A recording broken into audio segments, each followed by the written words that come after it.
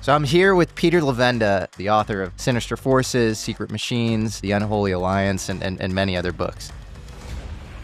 If we have a crash saucer from the 40s, I would say if we are in possession of it and they're in possession of it too, then there is an agreement between countries that says we're not going to talk about this. It's the Fight Club. JFK was assassinated over, quote-unquote, the alien presence. E. Howard Hunt, on his deathbed, did claim that there was a conspiracy to kill Kennedy, that he knew about it. I mean, everybody that represents the blue-blooded Brahmins of American society, old money people, were at a seance, a freaking seance, in the woods in Maine on New Year's Eve. What is the Necronomicon? And why is the Strategic Air Command interested in the Necronomicon? How much time do you have? At some point, somebody did something they weren't supposed to do. It might have jump-started civilization on this planet.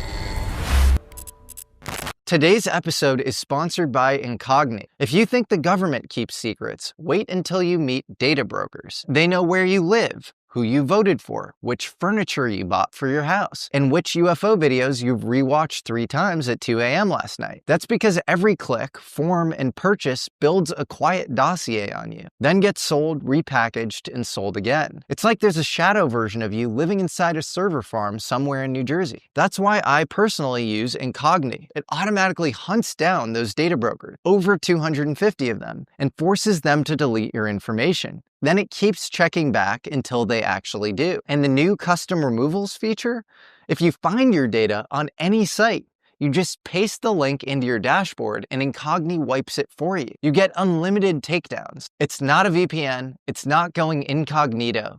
This is a full-scale data exfiltration in reverse, the cleanest form of digital hygiene you can practice. So if you care about privacy, autonomy, or just don't want to be the training data for the next AI overlord, get Incogni. Use code American Alchemy at checkout or go to incogni.com/American Alchemy for 60% off an annual plan. Again, that's incogni.com/American Alchemy and code American Alchemy for 60% off your annual plan. So I'm here with Peter Levenda, who I couldn't be more honored to be with. I think you are an amazing big picture thinker who kind of consumes all of the data around non-human intelligence, UFOs, but also connects them with ancient traditions and religion and mysticism in a super unique way, and in a way that's caught the attention of higher ups in the government.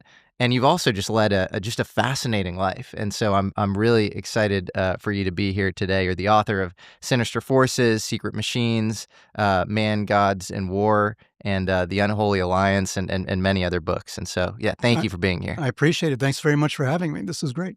Absolutely. So I want to start with this idea that reality itself might be somewhat choreographed or scripted, an idea you explore in Sinister Forces. You talk about all these kind of interesting synchronicities where things are written about or talked about before they happen. Do you want to explore any sort of examples of that?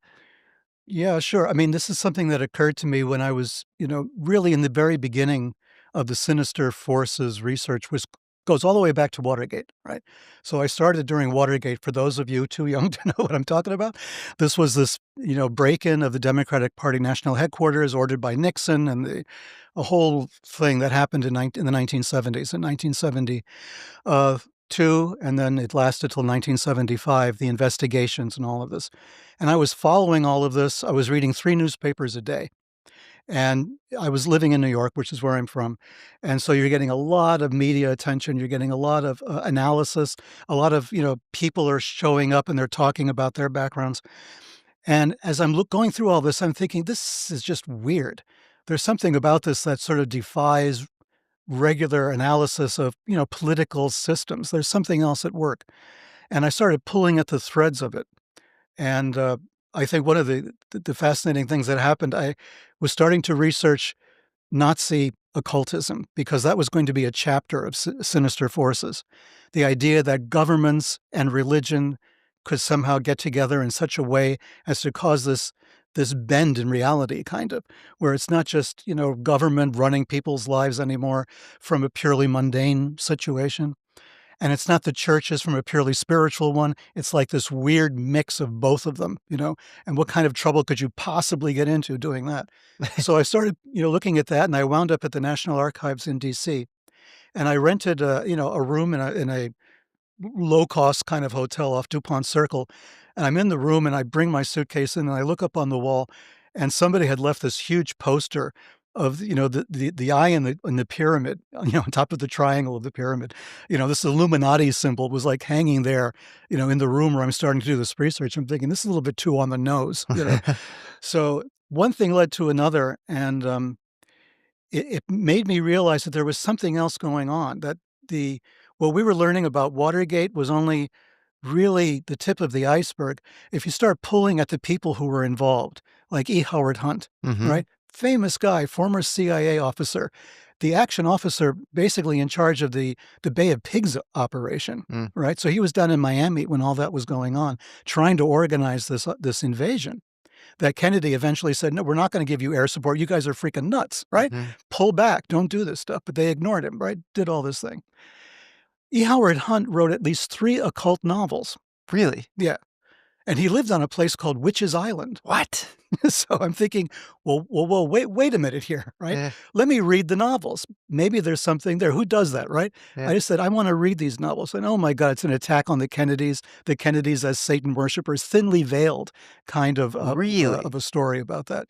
The vitriol that he had for the Kennedys over Bay of Pigs was palpable in this. Mm.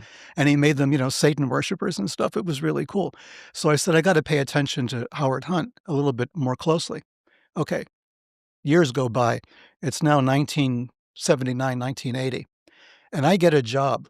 I'm working for a living as a regular human being, So I get a job in this strange company in Queens, New York, within walking distance of where I was living, which made it, nice. I could just walk to work. In New York, nobody walks to work. So I'm walking to this place, and, I have a desk next to this guy.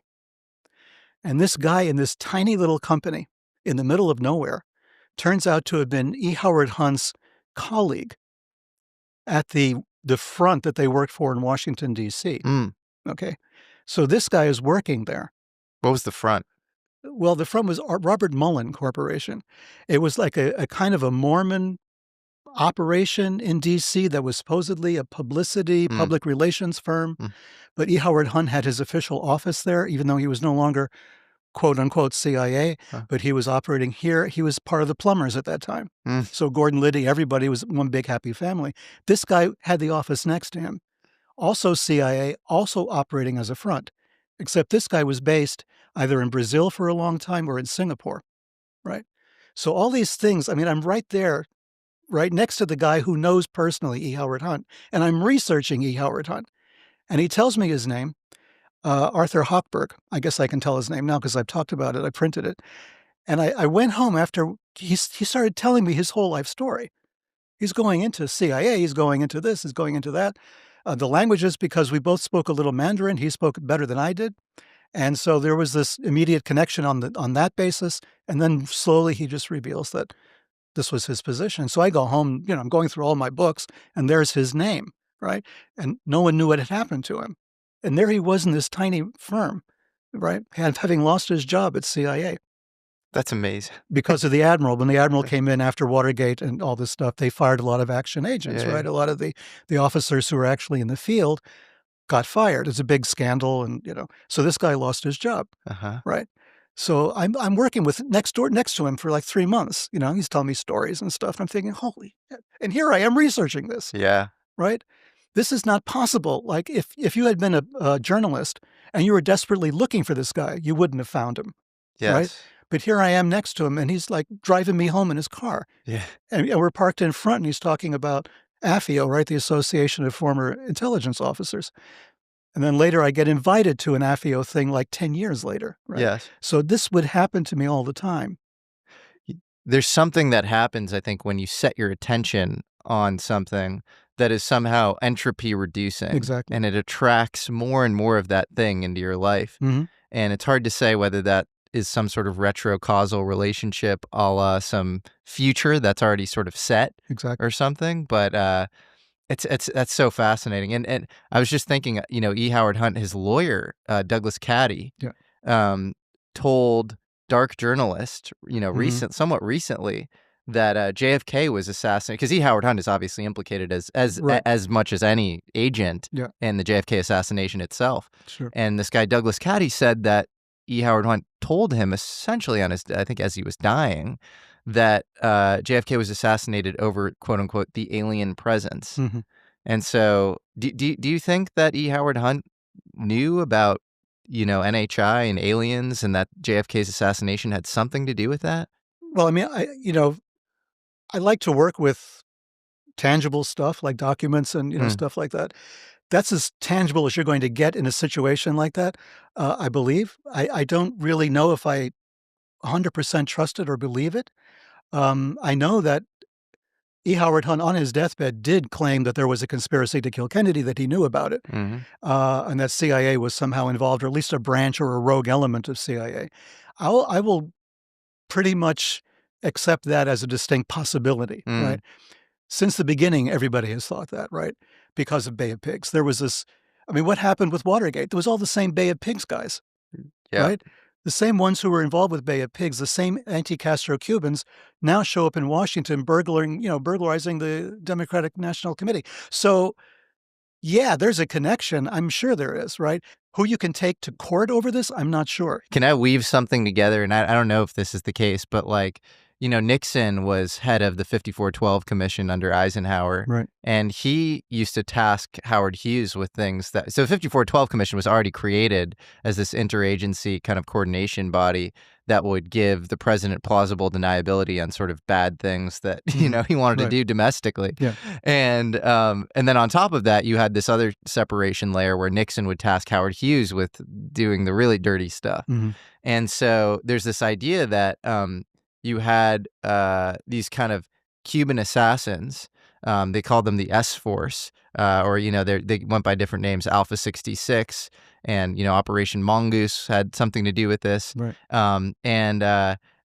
So he created that originally to take out Castro and Che Guevara. But that sort of didn't end up happening. Obviously, you had the Bay of Pigs. JFK takes over from Eisenhower, and the narrative I've heard is that JFK, fires Dulles. Dulles is sort of licking his wounds and really angry at JFK and the Brown Brothers Harriman, and reoperationalizes this S Force to then take out JFK himself. Mhm. And what's really crazy is this connects to Watergate, because Howard Hughes' longtime lawyer, or I think general counsel, or kind of right hand guy, was a guy named Larry O'Brien. Larry O'Brien was running McGovern's campaign, and he was the guy whose cell phone got bugged in the Watergate scandal.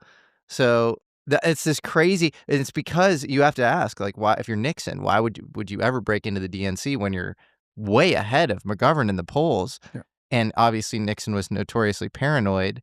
And so maybe it's because you have this guy, Larry O'Brien, who knows that you commissioned originally this S-Force team of assassins, and then they got operationalized to take out your longest political opponent, even though he didn't want JFK dead. Of course, he would never, do something like that, but he was probably afraid that it would get pinned on him.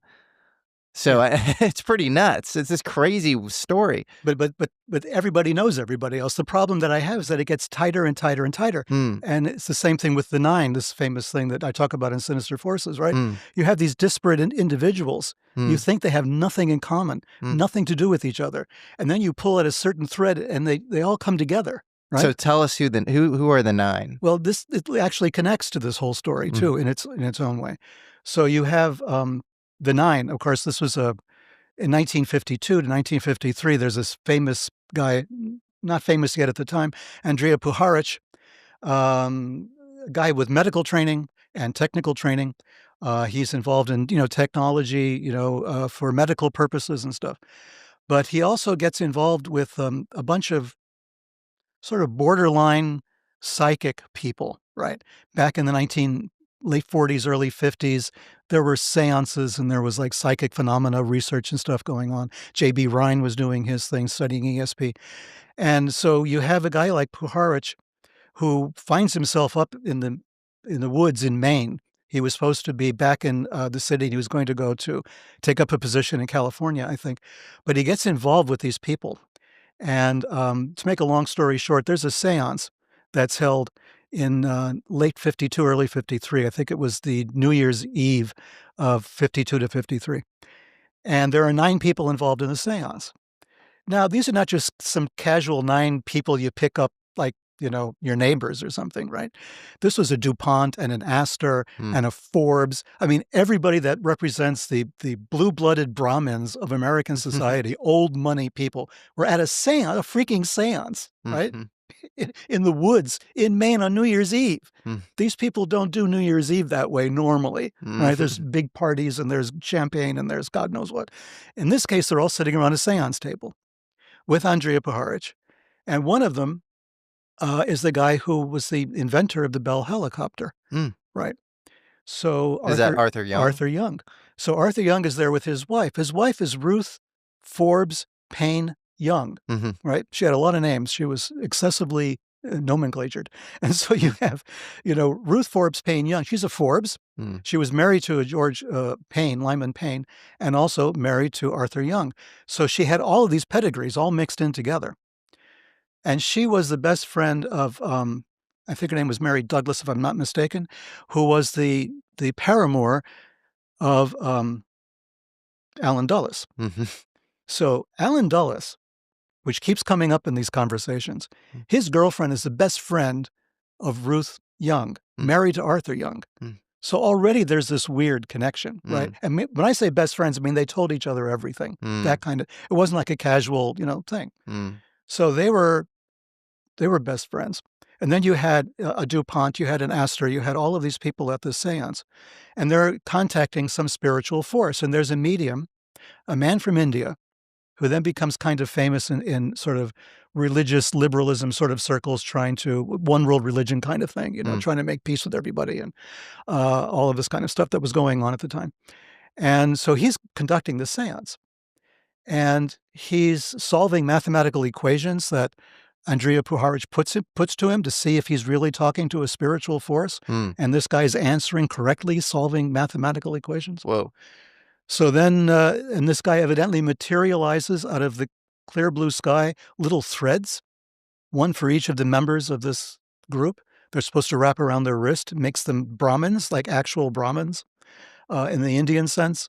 But they're Brahmins assigned to this exalted rank, this elite status, by these 9 forces that are spinning somehow above them, which later become identified as residents of a UFO in low Earth orbit, the same one that is later then being contacted by Uri Geller, who was then discovered by Puharich, brought to the United States to be tested. It gets incestuous. But Ruth and Arthur, they have a daughter who's also Ruth. Her name is Ruth Payne. She lives in Texas, by the way. And she's studying Russian. She's fascinated by the Russian language. She's a Quaker who wants to study Russian. Don't think she ever managed it in her life, but at that moment she wanted to study Russian. And in her home, she opens her door to some refugees, people who are recent immigrants from Russia. Lee Harvey Oswald and his wife, Marina, and their kids. Whoa. So they're living with Ruth Payne in this house in Texas. So she wild. gets him the job at the Texas School Book Depository. So wild. So you have this kind of blue-blooded elite adjacent person whose mother engaged in the seance with Puharich, and they think of themselves as sort of guardians of the world via this like council of 9 non-humans or whatever. Yeah. And she is somehow housing Lee Harvey Oswald, where if you were to think of like an actor in history or agent who fundamentally shifts timelines in this dramatic way, I mean, he's got to be it. He's got to be it, yeah. So it's so wild. So, and the thing is, she knows him. She goes on vacation a few months before the assassination and visits her in-laws, visits Arthur Young and his wife. Obviously, she discusses the fact that she has this Russian defector in her house, right? Yeah. We don't know all that was discussed, but we do know now we have scraps of correspondence that have survived between them after the assassination. And Arthur Young's wife is telling Ruth, her daughter-in-law, ixnay on the Oswald gate, right? Do not talk about this, anybody. Do not, get involved in this thing. You don't know how bad that's going to be for you. Distance yourself as much as possible. Don't give interviews, et cetera, right? So we know that there was a big discussion about this going on. So how is it that this happens? How is it, right, that this bunch of people having a seance in Maine in 1952 are 10 years later implicated in the assassination of the 20th century? Seems like a level of coordination that is above the heads of all of the participants. Another example of that possibly is you talk about some of, kind of people who are interested in UFOs or involved directly in UFOs in the government also being related to the JFK assassination, showing up in those two places. Do you want to talk about that? Well, that's what happened. That's when, going back to the original question you asked me, I realize I go around in circles. But, as Matthew McConaughey says, time is a spiral. So what we have is what got me involved in this, really involved in the UFO thing, because I really wasn't, from the beginning. I mean, I was kind of interested, like anybody would be interested, but not, to the extent that I would study it. Yeah. I'm going through the Warren Commission reports, the entire thing, not the summary, but all of the volumes. Wow. And I'm going through the Ruth Paine, the lady in Texas, the Quaker, studying Russian, and she's talking to the commission, and she's going how she met Lee Oswald and Marina and everything else. And then she starts talking about how, just before the assassination, she goes up to visit, Arthur Young and et cetera. At that point, Alan Dulles is part of that committee hearing. He stops her. He totally derails that story. And he makes a joke about something else completely unrelated and buries it. She was about to say that she was visiting Arthur Young and Ruth Forbes Payne Young, right, up there in Pennsylvania, and was going to, talk about this. And he cuts her off. You just read it and you say, what happened? It's like Kevin Costner reading the thing saying, ask the next question, right? Ask the question. Nobody ever asked the question. They don't follow up with her at all. This would have been a major story. Right? Yeah. But there's also, don't you connect the Maury Island incident? I'm getting there. Okay, cool. So that's what happened. I read that and I'm thinking, what the hell was that all about, right? So I pull on that thread. So I pull on the thread of Ruth Paine and I get to, Arthur Young and I get to the 9. I'm thinking, what the hell is this? And then, and then I'm looking at the report of Jim Garrison in New Orleans, right? And all that he's doing, and he's investigating these people. And one of the people he investigates is Fred Crisman. I'm thinking, wait a minute, I've heard that name before, right? Who the hell is Fred Crisman? And so I pull on that thread. It's Fred Crisman from Maury Island from 1947. And I pull on that and I come up with Guy Bannister, the same Guy Bannister who had an office in New Orleans that Lee Harvey Oswald worked out of, passing out those, Fair Play for Cuba leaflets. Right? So it was all in this one office. David Ferry, Jack Martin, all these psychos were in this one building with Guy Bannister. And Guy Bannister was the guy. He was the guy in the Pacific Northwest during 1947. During the whole UFO flap with Kenneth Arnold and Maury Island and all the rest of it. So he's up there, Guy Bannister. He's a member of the FBI, special agent. He's reporting back directly to Hoover by telex, which was a form of telegram, which was a form of email in those days, right? And they were mentioned, the designation was a special operation or special mission -X. It was the X-Files, right? The actual X-Files. And he's reporting on UFO sightings. That's his job. Guy Bannister's job is reporting on UFO sightings back to Hoover. That's so fascinating. And I believe people think that Fred Crisman was one of, there were these 3 quote unquote hobos that were arrested. Right. And they think Fred Crisman was one of those hobos. I don't know if you corroborated that at all. But I can't corroborate. In fact, he wasn't the only one. I mean, E. Howard Hunt might have been one of them as well. That was also a rumor that he was there in Dallas that day. And Fred Crisman what is the Maury Island incident for people that aren't aware that there was actually more than one UFO incident in 1947? Right. We always think of Roswell when we think of 47, but Roswell happened just slightly later. Initially, it was Kenneth Arnold. He was a pilot.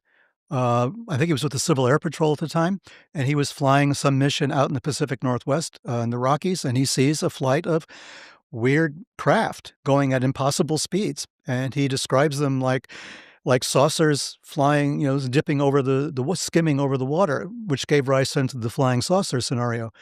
But his description of it was sort of a wing-shaped craft with a sort of a bite out of the end of it, the way he drew it, which is closer to the Horton design, which is a whole other story we can get into. Yeah. But anyway, so he came up with the idea of the flying saucer. He was the person who started the terminology inadvertently. So at the same time in Maury Island, which is in the same part of the world, in the upper Pacific Northwest, you had this very strange concept. There's a guy sitting in a boat in Puget Sound, and what appear to be UFOs of some kind are flying overhead, and one of them appears to be in distress. And it rains like shards of metal or slag or something all over his boat, a small boat, killing his dog, wounding his kid. His son is in the ship and putting a hole in the ship. So he gets back and he talks to supposedly his boss. They're doing something in Puget Sound, and his boss is Fred Krisman. Now, Fred Krisman, it's really hard to find out his background. He's one of these guys with a very murky background. We believe he was OSS during the war, which was the forerunner of CIA. He seems to have known Clay Shaw, which was one of the reasons why Jim Garrison went after him. Clay Shaw and Fred Krisman seemed to have known each other well enough that Clay Shaw phoned him at the time that all of this was going on with the Jim Garrison and the Kennedy assassination. Who's Clay Shaw? Oh, who's Clay Shaw? Oh, Clay Shaw was the one guy that Jim Garrison brought to trial for the Kennedy assassination. Okay. If you know the movie JFK, Tommy Lee Jones plays Clay Shaw in that film. So he was the guy that was at the center of it, kind of a CIA funded guy. He had been a CIA contract agent for a while. He was not an actual CIA agent, but he was one of these people that got paid off by the agency to do things for them. We found that out after the trial, unfortunately, not before. So he beat the rap. He did not get acquitted. He did not get convicted. He was acquitted. But he knew Lee Harvey Oswald. He knew David Ferrie. He knew all the players in New Orleans. So he is arrested by Jim Garrison on his orders for having been involved in the Kennedy assassination. And evidently Clay Shaw calls Fred Krisman. So why, right? Yeah. So you're asking yourself, this is the guy that was involved in this seminal incident, and this is not over, right? So Fred Krisman then makes a few phone calls after his friend gets rained on by a UFO. And these phone calls wind up attracting the attention of the United States Air Force or the Army Air Force at the time. They were just transitioning to the Air Force. And two Air Force intelligence agents come and visit Fred Krisman and his partner, and Kenneth Arnold shows up, right? He's invited to this meeting, which is weird. And so all of these guys are meeting, I believe it's in Seattle, and they're all getting together to discuss this thing with the military. Like what happened, what did they see, and all the rest of it. I think that there's a lot of weirdness around that meeting.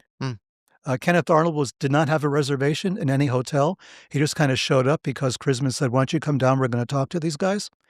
And Arnold shows up, and there's no room at the inn until finally they get to the most expensive hotel in town, and they had a reservation already made for him. He didn't know about it.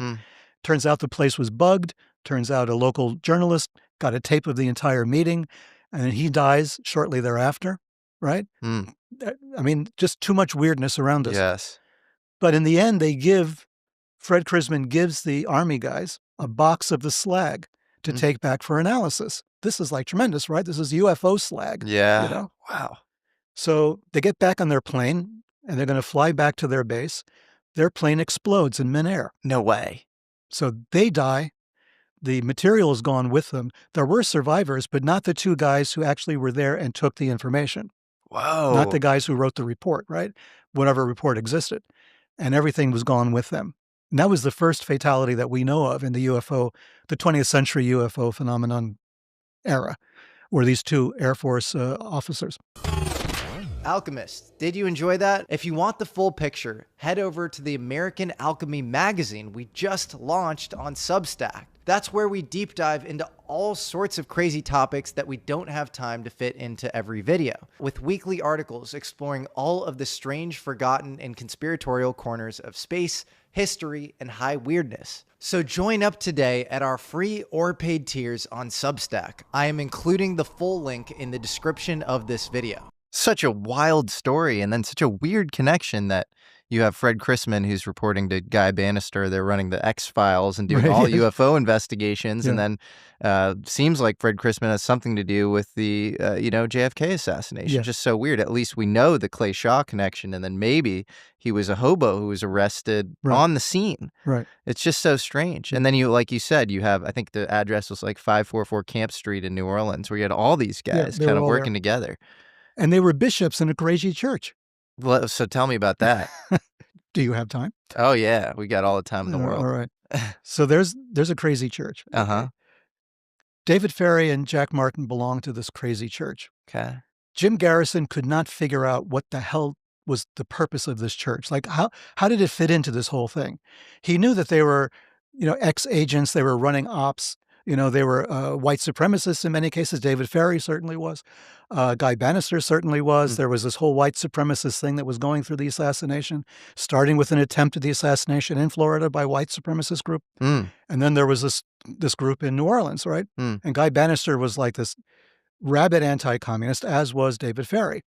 And so the rabid anti-communism got mixed up with all kinds of other stuff, right? So there was a church was headquartered in the Bronx, of all places, the American Orthodox Catholic Church, which was a big name for a very small church. The church was mostly clergy and no parishioners.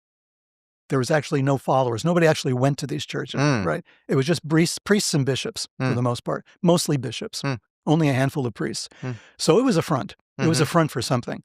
And when the assassination took place, another bishop in Kentucky, a guy called Carl Stanley, calls the FBI directly and says, you got to look at David Ferrie and very important name, Jack Martin, although it's probably not his real name, as we turned out eventually. So you have these two guys, right? And they were both bishops under Carl Stanley, who was a renegade bishop who has a rap sheet a mile long and everything else, but he's running a church out of Kentucky. So Carl Stanley tells the FBI, look at these two guys in New Orleans. They're involved in the assassination. So the FBI then gets alerted, and they kind of look at these guys. They talk to them. These people are really crazy.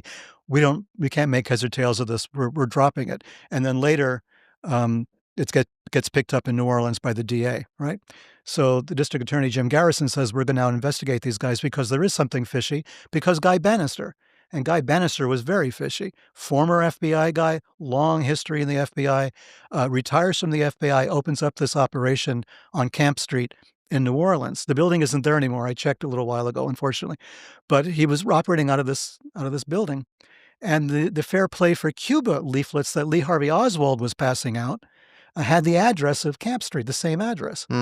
So they're trying to figure out what the connection is here with all these guys, right? And Guy Bannister died in 1964, so he died before Garrison could interview him. But Bannister and Jack Martin got into a fist fight over the assassination. Jack Martin threatened to tell the feds all the weird stuff that was going on in his office. And so Bannister pistol whipped him.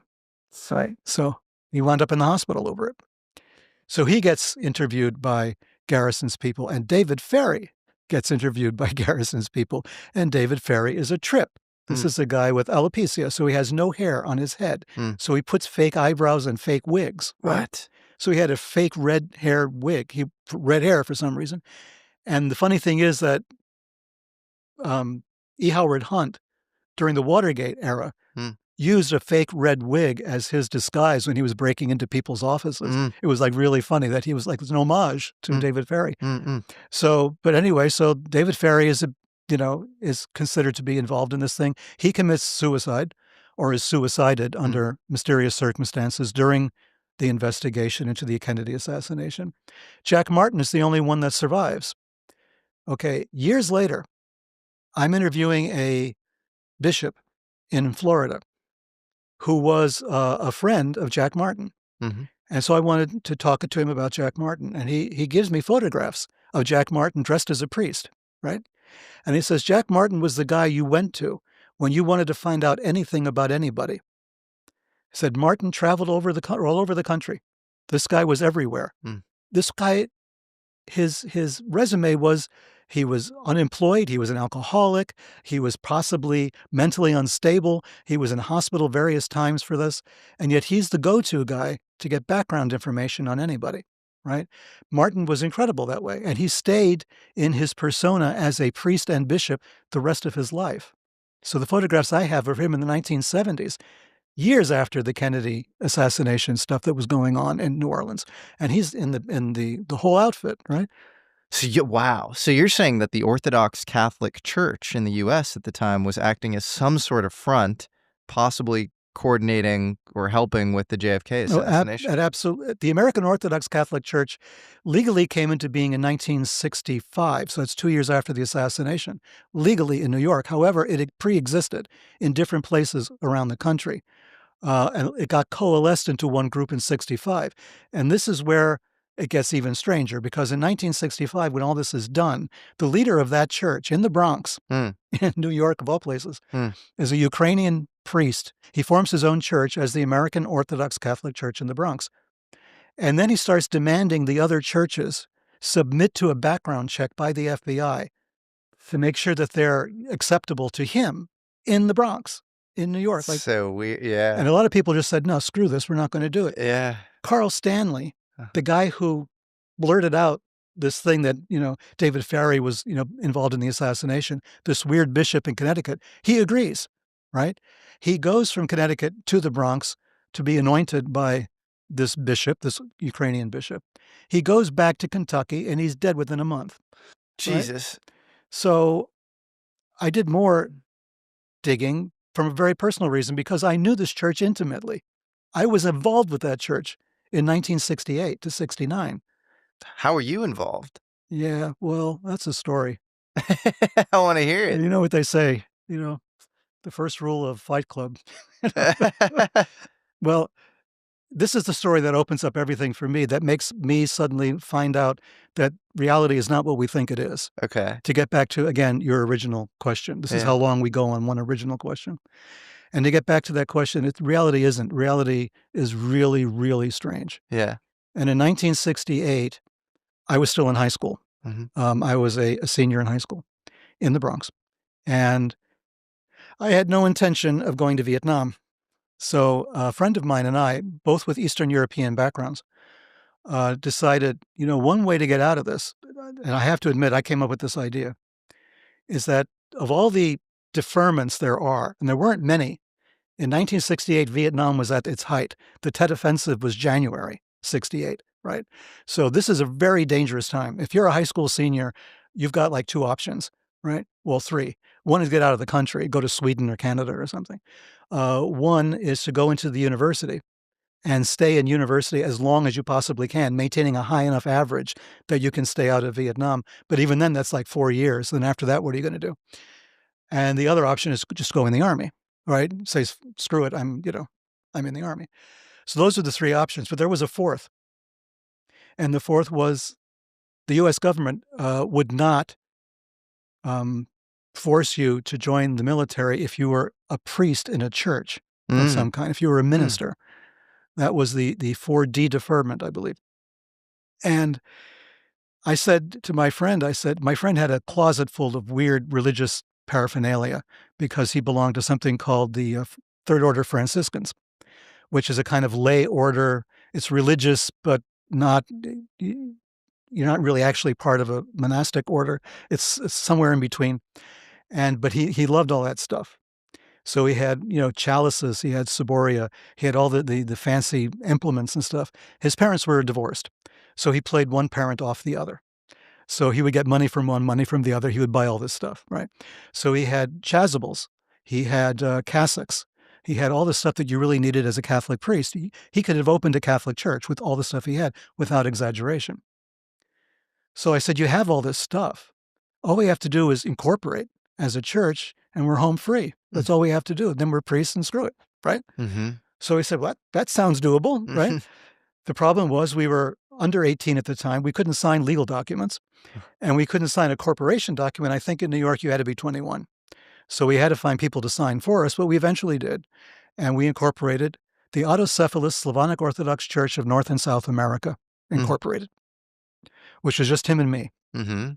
And one guy that we knew, an older guy that we claimed was our archbishop, right? So we became like priests in this church, and that was going to be our function. So we decided, in order to make this even realer, if that's a word, we would get dressed in all this weird stuff, Orthodox stuff. See, Catholic stuff, the Catholics had a stranglehold on being Catholic.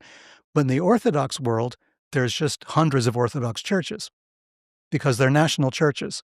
So you have Greek Orthodox churches, Russian Orthodox, Serbian, et cetera, et cetera. There was no Czechoslovak Orthodox church. So, and that was our background. So I said, this is cool. We'll make a Czechoslovak Orthodox. It just fell into place. Yeah. So we do all this. It falls into place. We're done. We got it. We have the weird hats with the veils. We have crosses and stuff, and and we look genuine, right? I mean, for two 17-year-olds, we did, which is like a Halloween costume, right? But we kind of pulled it off. Yeah. And then we decided we were going to gate crash the funeral for Bobby Kennedy. Bobby Kennedy had just been assassinated. It was June 68. It was a big blow to me. I thought Bobby was going to be our way of getting out of Vietnam, the end of some of the racial stuff that was going on. So this was like a major blow, another Kennedy assassinated, right? My friend had different ideas. To him, this was an opportunity. He says, they're going to have the funeral in New York City at St. Patrick's Cathedral. We know the people at St. Patrick's. Why don't we just go down there during the funeral and just gate crash it, And I said, they're going to have the tightest security New York has ever known, if not the country. Another Kennedy assassinated, and the president's going to be there? And the senators and the congressmen and the cabinet and God knows who else, they're all going to be in this room? No, I don't think so. He says, no, let's just try it. So we got on the subway the night before and we go down and we talk to some guy in there and, we're in our full regalia. And he says, okay, I don't know. You're not on the list, but, come by. And then if we can get you in, we'll get you in, something like that. So we say, okay, cool. We're two 17-year-olds. Does this make any freaking sense at all? No, it doesn't. At all. Yeah. Right? No. So they say, okay. So we say, fine, we're doing it, right? So we go into the church proper. The casket is already there. Bobby is in St. Patrick's Saturday night. So we go up to it and, do appropriately religious things. And in the pew, the only people in the church at the time is Rose Kennedy and Jackie Onassis. So they're there praying. And we're looking at them and, and they're looking at us like, who the hell are these people, right? Whoa. So we do this, thing and we just quietly leave. So the next day, Sunday, my friend says, we're going to do this, right? I said, we can give it a shot. We rent a limo. And we rent this limo and we take it from the Bronx to St. Patrick's. It's really weird what you can get away with in a limo, right? The limo pulls up to the side entrance of the church where all the celebrities are getting out. And we're in the limo, so we must belong, right? The driver opens up the door, we get out in all this stuff that we're wearing, and the Secret Service runs right up to us. And we had made a decision, my friend and I, that he would not speak because he's like a foreign speaking person, and I would do all the talking because I'm a fast talker, as you can possibly realize now. But I had to do it in a foreign accent, right? Because we had to be foreign dignitaries. So the Secret Service agent walks up to us and he says, Russian Orthodox representatives? And I say, no, Slavonic Orthodox representatives. And he says, oh, okay, follow me. And he leads us into the church, leads us into the sanctuary where all the other religious dignitaries are sitting on the other side of the communion rail. If you're Catholics, any of you listening, you don't go on the other side of the communion rail unless you're a priest or an altar boy or something. You have some particular religious sacerdotal reason to be there. But we're stuck right in the front, right? My friend on one side and me on the other. We're just staring at each other. We're in there, and all these bishops and clergy and other Orthodox bishops are there. So it's freaking us out, right? But we're brassing it out. We think, well, we're here. No one's going to believe this story. And if I had been anybody else, if I had been a different person, I could have walked in there with a device. You know what I mean? I would have taken out the American leadership was in that room, not just the religious leadership. It's an incredible failure of security that this was allowed to happen. I mean, it's incredibly wrong. And yet we just brassed it out like we belonged there. So we did do that. You know, we were there for the whole service. And then because we're the last ones in, we were the first ones out. So we were supposed to lead the procession out of the cathedral. Lead it. No one knew who the hell we were. The TV cameras are pointed at us. The Klieg lights are all over us. No one knows how to identify us. So there's probably video of you leading a funeral procession for Bobby Kennedy. I've been looking at this for a long time. There's a very bad, very blurry video. That's wild. You would think there would be some perfect video of that, but there isn't. That's a Forrest Gump moment, if I've ever... Absolutely. A Zelig moment. Zelig. Wild. Yeah. But there is, and I just got, just a couple of days ago, a still that somebody got of the procession, and the two of us are there. So I know now, you know, this tangible evidence that exists. It's blurry, but it's us. I mean, you could look and you can see these guys don't belong where they are. So we led the procession out. It's another story. But how great was that? Because I had Andy Williams behind me singing the Battle Hymn of the Republic. I had Leonard Bernstein conducting the Hallelujah chorus from Handel's Messiah, right, as the doors open on Rockefeller Center and Atlas holding up the world. And this is in June 68. I'm supposed to graduate high school that month, right? And it's like, who needs graduation, man? This is cool. This is it, you know? But we also know we're in deep shit. If somebody stops us, you know, it's all over. So we know how to get out of the church. There's an underground kind of a passageway. It's not really that secret, but unless you know, you won't know it. So we decided to go out that way. And as we're going out that way, of course, we run into Rose Kennedy and Jackie again, who are also trying to go out that same way. So we get out, but we take the subway back. We didn't keep the limo, too expensive. And then we got back to the Bronx and went back to school the next day, you know, with teachers and students looking at us and, you know, saying, nah, can't be, right? So we managed this. But the thing is, the reason I'm telling you this story is because on our way out, we bump into guys from the American Orthodox Catholic Church. The intelligence front. The intelligence front. They're outside. They couldn't get in. We did. That's wild. They couldn't. Yeah. They're handing us this sort of brochure. They're saying, come and see us, right? And so we're looking at each other and we said, why not? We never heard of this place. It's near the Bronx Zoo, if that means anything. So let's go and take a look. And we took a look and we wound up joining, right? Because we were two 17-year-olds, you know. My friend turned 18 that month. So we needed to know that we're going to get out of the selective service thing, out of the draft. And so one thing led to another, and we did. But there was a quid pro quo for this. So I turned 18 at a different time than my friend did. So he got his clearance before I did. So I was brought to the Selective Service Board, the headquarters in New York City, to talk to the head of Selective Service. He was a really strange guy. I'll never forget him. He wore these, you know, elbow patches, tweed jacket kind of guy, looking like an intelligence guy, looking like Alan Dulles kind of, you know. And he said, okay, no problem, you know. We're going to give you the thing. Unless you want to be a chaplain in Vietnam, we can arrange that. Making a little joke, you know. Yeah. Very funny. Yeah. He says, this is the thing, though. He says, the Russians have been moving agents into the United States through the Orthodox churches. Keep an eye out. You let us know when you see one coming through, because you know who's real and who isn't, right? You keep an eye out and just let us know. That's all. And you're cool.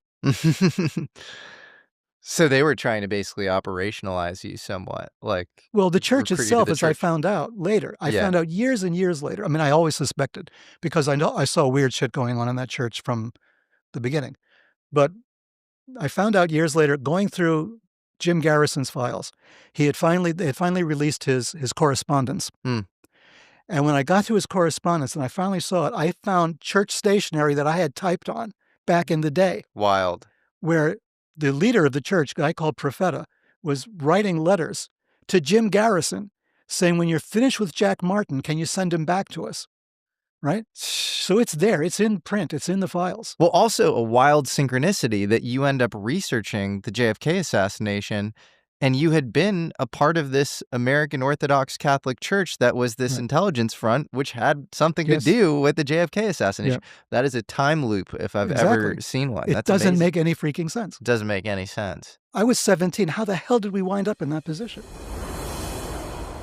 What's up, guys? One of today's sponsors is us, American Alchemy. We just launched what I think is maybe the coolest merch line in the world. When you're wearing it, it's not like you're shilling me or the channel. They're just really epic, and I think they look good. We have a couple of amazing designs for you. We have our cowboy UFO tee. Pretty epic. You see there's a rancher. He's witnessing a UFO. A little cow is getting abducted by the UFO in the background. And then you know that I love mid-century history, specifically spooky science, atomic era stuff. And so we have our atomic age tea here. Pretty cool vibe. You got a robot serving this guy a little martini and then a UFO off to the side. Go to AmericanAlchemyMerch.com. American Alchemy, MERCH.com to check out all of this amazing new apparel. The cowboy tee that I'm wearing is 100% cotton, super relaxed fit. We went for quality on these, so check them out. So they say when you're, getting briefed, like, hey, just look out for Russian spies. Yeah. How much more involvement do you have with the church itself, and do you see them do anything else that's kind of suspicious or interesting on the intelligence front? When we were researching for our cover story as Orthodox priests, we had a lot of friends in two different Orthodox churches. One was the Russian Orthodox Church outside Russia.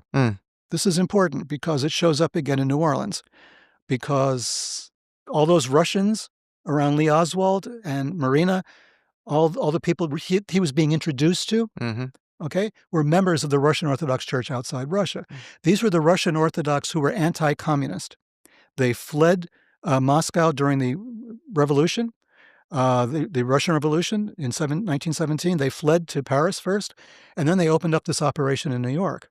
So these are Romanovs, right? And they brought all their treasure with them, and they brought a lot of priests and bishops and stuff, and they established this church on the Upper East Side in Manhattan on Park Avenue and 93rd Street. And we would go in there all the time, right? This was like Dr. Zhivago territory. It was pure Russia. I mean, you were in Russia when you're in those premises, right? So there was a high school there. We befriended the principal of the high school. So we would know a lot of background stuff of what was going on, until the other Russians found out that he was talking to us, in which case they pushed him down an elevator shaft and broke his legs. We visited him in the hospital, and he says, "Don't come back again." That was Brother Victor, another whole story. The other church was the one on 97th Street and 5th, and that was the Russian church that owed allegiance to Moscow. That's the one they were running agents through. Okay. We would go there once in a while just to hang out and watch them, because they had a whole different way of doing the liturgy. It was kind of a different setup. And we would just sit there and watch them. And we would know when a young priest showed up from the old country. And there's one particular thing you're taught during ordination. That's a kind of a secret prayer that is responsible for changing the bread and wine into the body and blood, right? Which is the whole transubstantiation thing that we learned about in Catholic school. Well, in the Orthodox Church, it's almost the same, kind of similar. But there's a prayer and a gesture that you do to make this change official, to call down the forces to make this happen. They don't know it because they didn't go through the actual real training. They went through training to be spies, and they got enough training to pass as Orthodox priests, but they didn't get everything quite often. Sometimes the people in Moscow cleverly kept that back a little bit, and that was a signal to the guys back in the States or abroad, wherever, that the person they were sending over was not to be trusted, right? He was KGB. So you had priests who were KGB. Now, if you ever watched, there was an American television series called The Americans. It was about a husband and wife, deep sleeper agents in the United States during that time. The very last season, for those of you who can go back and take a look, featured finally, because I watched that thing from beginning to end waiting for this. The final season showed the priests who were operating as who were KGB agents operating as priests. Wow. And they were running, operations in New York. And so they finally talked about it. But for us, that was a big deal. And that basically kept me out of Vietnam also. Right. So this was like an important aspect of all of this, was the fact that all of this was going on. Now, this is all happening in 1968, right? I'm still 8. By that time, I'm 18 years old. So now, I'm in the middle of all of this stuff, but I don't know it's related to the Kennedy assassination at all. I have no clue, but I know there's intelligence operations going on. I know this guy is running ops because the only people who ever showed up were FBI, CIA types, right? And he bragged about it, the bishop who ran the church, Profeta. He was very, proud of the fact. And he constantly said that his people were vetted by J. Edgar Hoover himself. That's how the vetting was going on. That's why he called people back to have them vetted. Hoover himself would approve or disapprove his selection of priests and bishops. So this was obviously for what reason, right? It had to be for an intelligence operation. So we had strange guys coming in from all over the world to become bishops. People didn't even know how to genuflect or make the sign of the cross, right? And we're making these guys bishops, giving them papers and sending them back, photographing the ritual so it looks legit. So this was happening all the time. So we had guys from Italy at one point. So the Italian consulate sent people to observe this one guy becoming a bishop, and we're sending him back. But the weirdest one was during the Biafra crisis in Nigeria. Also in the 60s, there was a civil war going on in Nigeria. So you had the Biafrans, who were like the Christian element, fighting against a Muslim group in Nigeria. So they were looking for independence from Nigeria. So the Nigerians sent us this guy. I'll never forget him because I had to go to the airport to pick him up.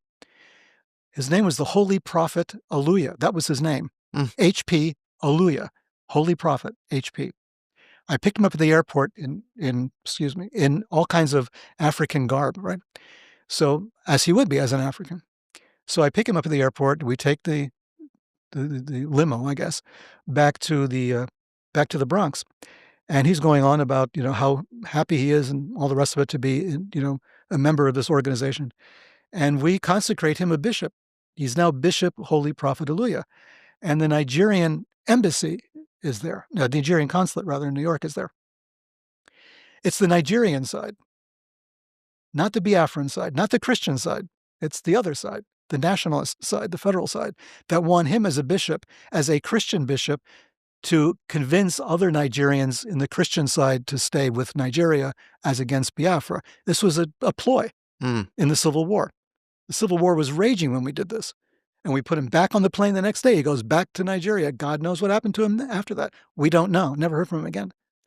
This is fascinating, and it's just touching off a whole life for you of catching the attention of intelligence agencies by accident. It's through pure serendipity, and I want to make that clear to any conspiratorial audience members because I think that is emblematic, actually, of your life. It seems like you kind of you seek kind of sacred truth, and I think at times that sacred truth is incidental to knowledge that might be held by, government organizations, and then they get very interested in you. Right.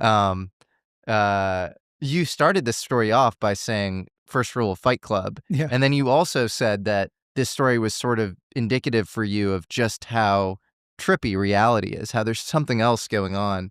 Why is that for you? And how do you think the Fight Club analogy relates to this? Yeah, good question, because I'm glad you picked up on that. I barely graduated high school. I came from a kind of a broken home situation. So there's a lot of weirdness in my family. We had traveled around a lot here and there. Strange things happened to us. And for a while in 1965, 66, I was fascinated with occultism in general, at least what we knew of it at the time, which was not much. And so Ouija board stuff, seances, that kind of thing. So I was like totally into it. Right? And it was a source of paranormal phenomenon. We actually had paranormal phenomenon. We were kids. I was 15 years old. I had a brother and sister who were younger. What would happen? Table levitation, that kind of the table rising, table tapping phenomenon that the Victorians were so proud of, right? Yeah. So we had that. We had tables rising in the air, slamming down. We had knocks on the table, Yeah. all of that stuff. And I'm going to high school Huh. in the Bronx, taking science classes. And I know that I can't talk about this to anybody, right? Yeah. Because this is against they would tell me I was crazy or imagining it and, uh, questioning my sanity or whatever. But I know what I saw, right? So these things would happen, but only in the beginning. And this is like a key element of how this works, right? This weird stuff will happen in the beginning because that sucks you right in. Mm. And once that happens, you cannot deny the evidence of your senses. There's nobody playing a hoax in that room because it's just your family. They don't have, Yeah. believe me, the wherewithal to carry out a hoax like that. It was a little too, elaborate. And that happens.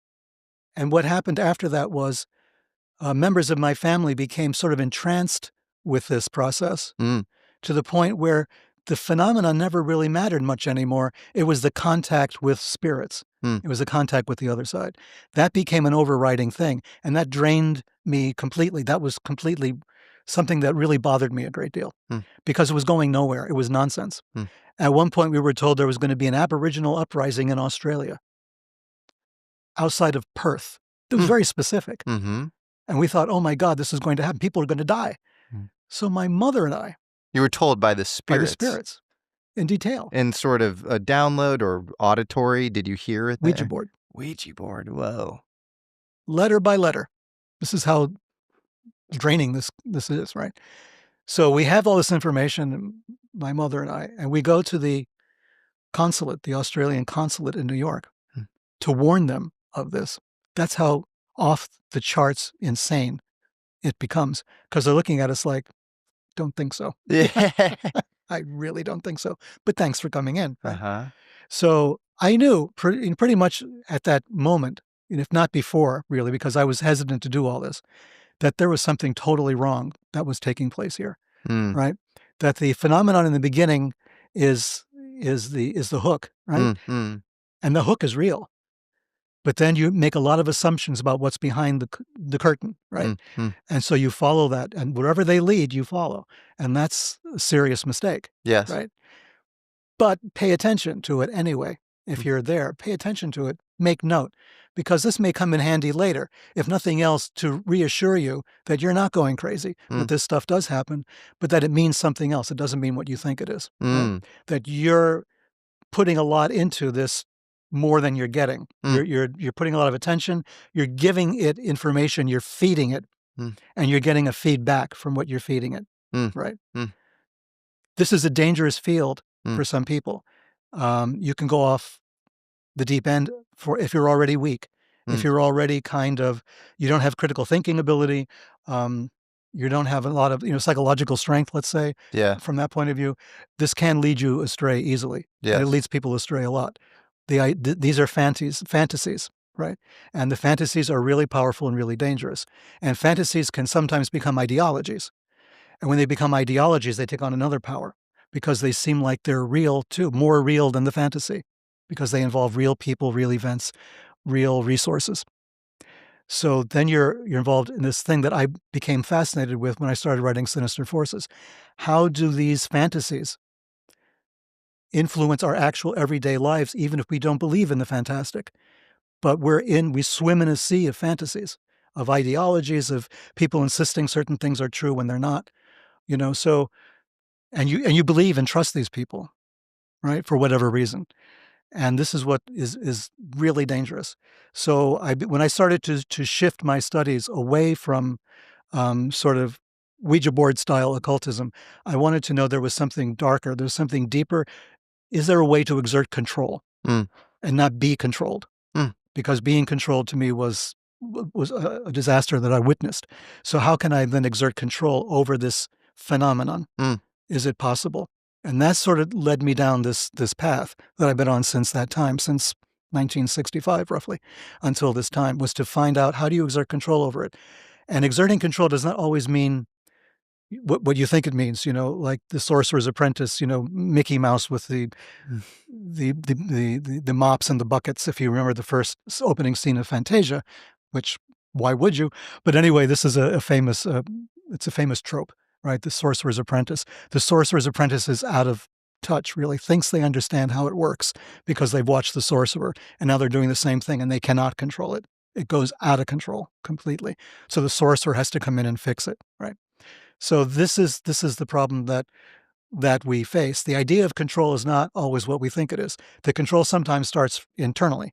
You have to build up an internal system of control first, right? And that can only happen when you have an internal system of understanding, when you really know what's going on, when you know yourself.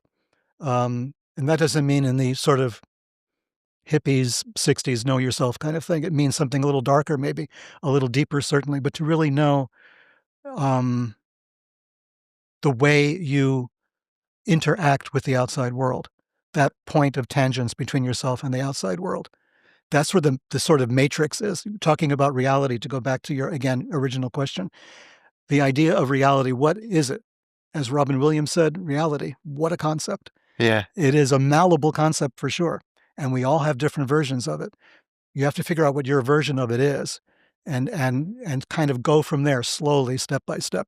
I almost think control is almost a misnomer too. Like having some sort of deliberate intention feels like of utmost importance, but there are all these paradoxes, like probably in order to quote unquote control, you need to like be okay losing control at the same time having faith in something higher. I think of control, there's obviously the proverbial kind of left-hand path in occultism, right? Or the idea of sort of storming heaven or something, with and you write about this in your book about celestial ascent traditions, Stairway to Heaven. And so, it's like, it feels like this like really hard art form that is, You've touched on it exactly. It's an art form. Yeah, it's not a science. Not exactly. Not yet. Aleister Crowley famously said, magic is the science and art of causing change to occur in conformity with will. It's a pretty good introductory statement. It is an art. You begin to realize it is an art. That which motivates art, that which creates art, that feeling, that artistic expression, that's closer to what this is than science. But science has an input to it, right? The more we understand about the artistic impulse, the more we can kind of isolate the scientific parts of it, understand how they work. If we're talking about consciousness, we are now in that murky territory where art and science kind of mix. And it may be that art will have more to tell us about how consciousness works than science right now, right?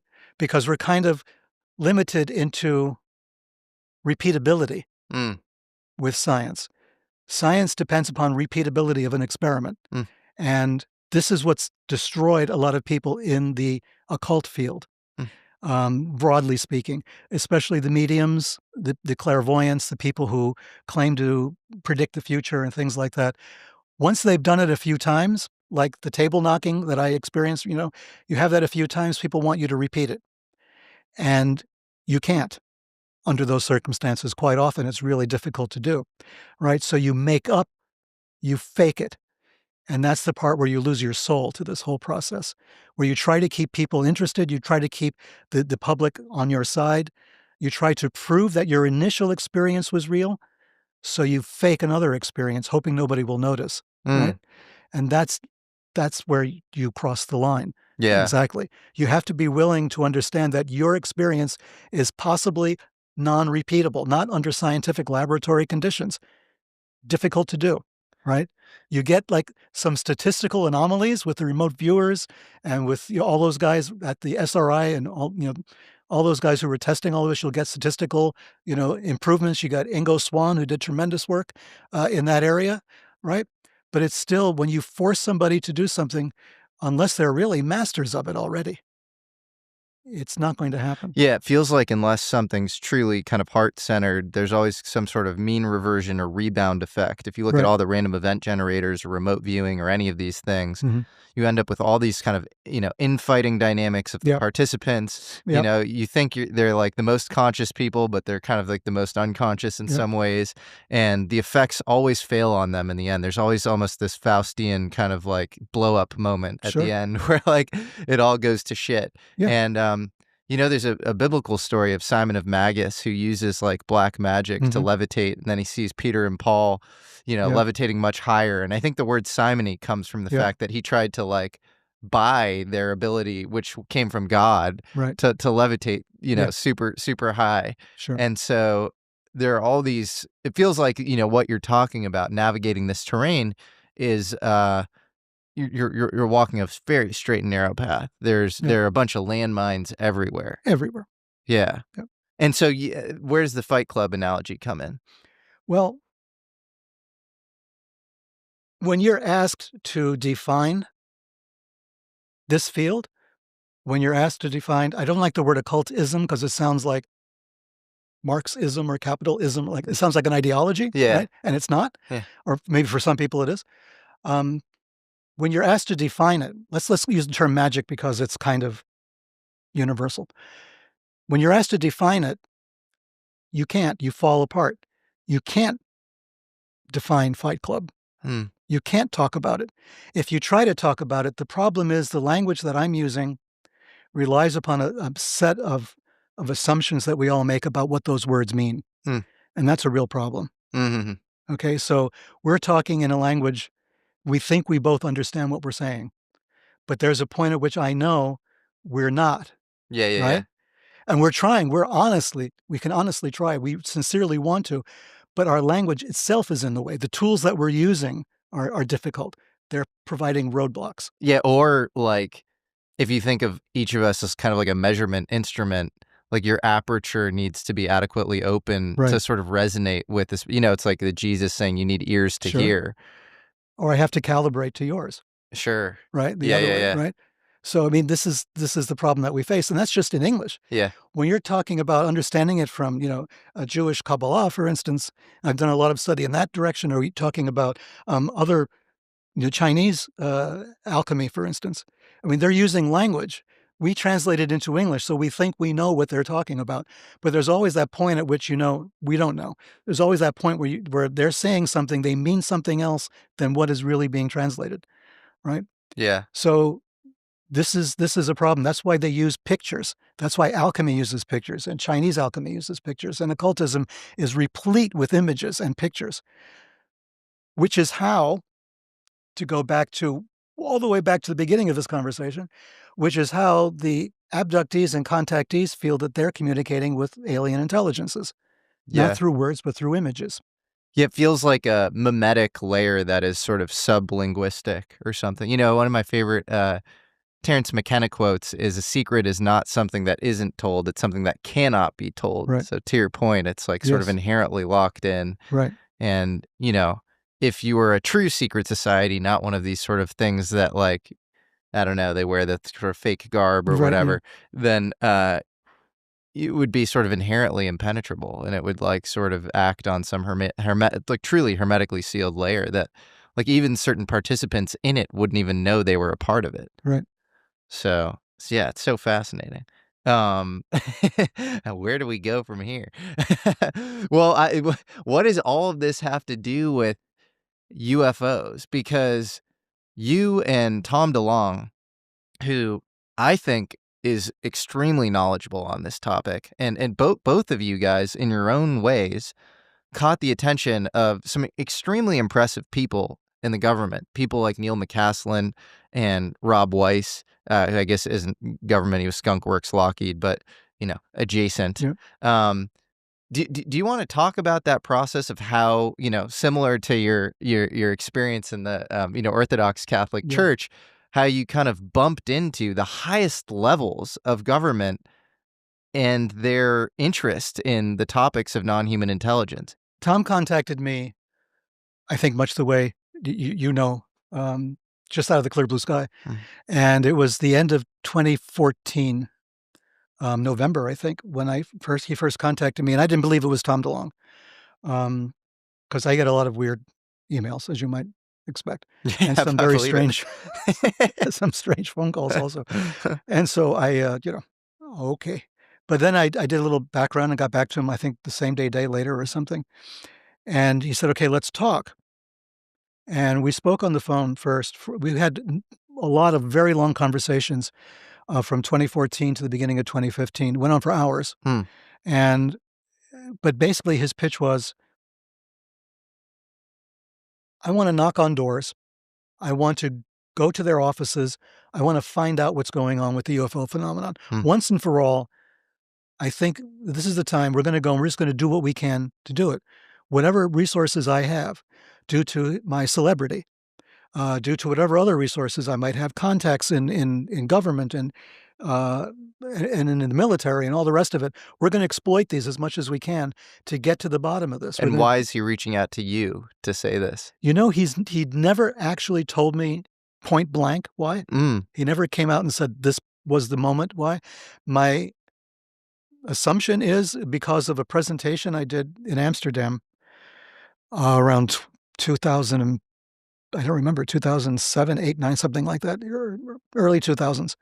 On the Secret Space Program was the name of this thing. I was invited to come there and talk on the Secret Space Program. I had no clue what he meant. This guy, right?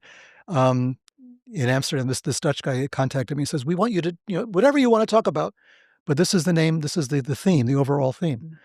And so I said, "Okay, I'll talk about we've just talked about the UFO situation, the connection to the Kennedy assassination. We'll do that, right?" So I did that, and it was at that symposium that I met like everybody. I met Richard Dolan was there.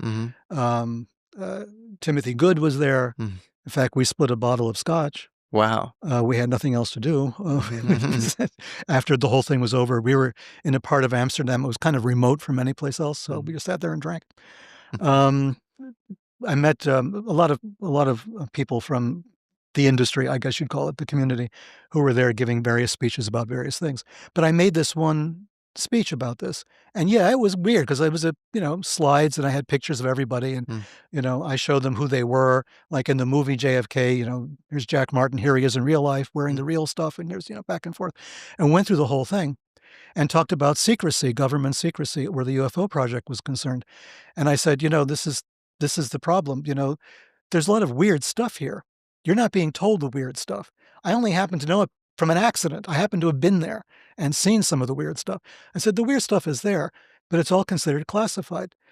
However, I said, our information is not considered classified. My personal information is not classified. I said, we need to spin that around where we can tell the government, our information is classified. You can't have it, right? For some reason, I was just riffing because they told me to keep it going because my speech had been too short, right? The other guy wasn't coming on yet for like 15 minutes. They said, can you throw it out? So I said, okay, I'll talk. I'll keep on going. What can I riff on what I just said? And I spin it out to that statement. And suddenly he gets a standing ovation, right? I'm thinking, holy crap. What kind of a crew am I here with? I'm surrounded by all these people who thought this was the point. I'm talking about the Kennedy assassination.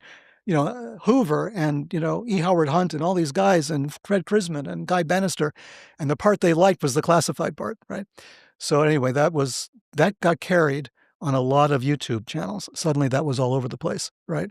That one particular presentation got a lot of views, hundreds of thousands of views when it first came out.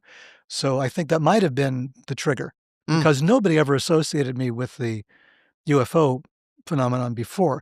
I had written about it in Secret Machines. Yeah. Sinister Forces. Yep. Too many books, getting confused.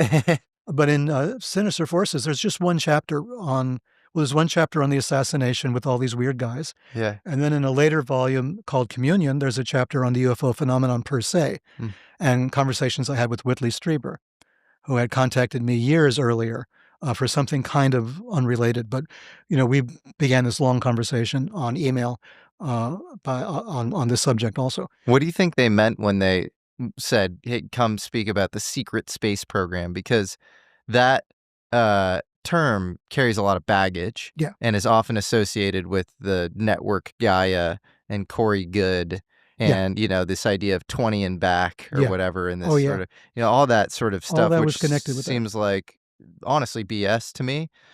And yet you write about celestial ascent and, the idea that, you can ascend through 7 levels and that there's sort of this map and that, maps to, the Big Dipper Sure. and the North Star. Yeah. And so does that somehow have to do with some sort of secret space program? That concept, the like That would be Kabbalistic so cool, wouldn't it? concept, it would be interesting. It would be Yeah. really cool. I don't think so. No, what you're talking about, the 20 and back and all this other stuff, that's supposed to be literal. Mm, That's supposed to be you get into a spaceship and you go. And we mm. have technology to do that. And I've heard, I mean, I was on a panel with guys, I mean, who insisted that we have trade agreements with other planets and stuff, and we're trading back and forth. Do you and believe any of that? Or Absolutely not. okay, Not any of it. yeah, I don't really either. I'm not part of the Corey Good crowd or the Yeah, Stephen Wilcock, if I can no, drop other names. And same. I just, But then sometimes I think about those guys, and I'm like, if you wanted to stigmatize a thing, you'd put out a thing that's adjacent to the truth Right. and ridiculous sounding, and nobody would ever look at that thing again. right. And so, I Right. don't know. Is there anything there? From my way of thinking, everything I've heard them say and everything they've put forward, I have to say, I've been to a lot of Contact in the Desert stuff Yeah. over the years, right? Yeah. I was initially invited long ago to replace somebody, I think, and then I was invited to replace Jim Mars, who was sick that year and who passed away that year. He was a good friend. Hmm. So I was at a lot of Contact in the Desert things, and I've heard a lot of weird stuff. I've been on a lot of panels with people who insisted on things that were just simply not true, especially when it came to comparing all this stuff and mixing it in together with occult ideas, right? Mm. When they started doing that, then they really lost me because they were obviously talking about things they did not know or understand, Yeah. stuff that they had read on a website somewhere or something. And so they drew all of these correspondences together and were promoting these weird combinations of things, right? And I kept strenuously trying to point that out, even publicly on the dais with everybody else saying, no, that's not how this works, right? That is not how it works. What do you mean? Of course it is. No, it's not how it works, right? Did you listen to me the last half hour? No, it doesn't work. So there's been that pushback. They want to believe in this. It gives them a format. It gives them freedom to make shit up, Yeah. is what it is.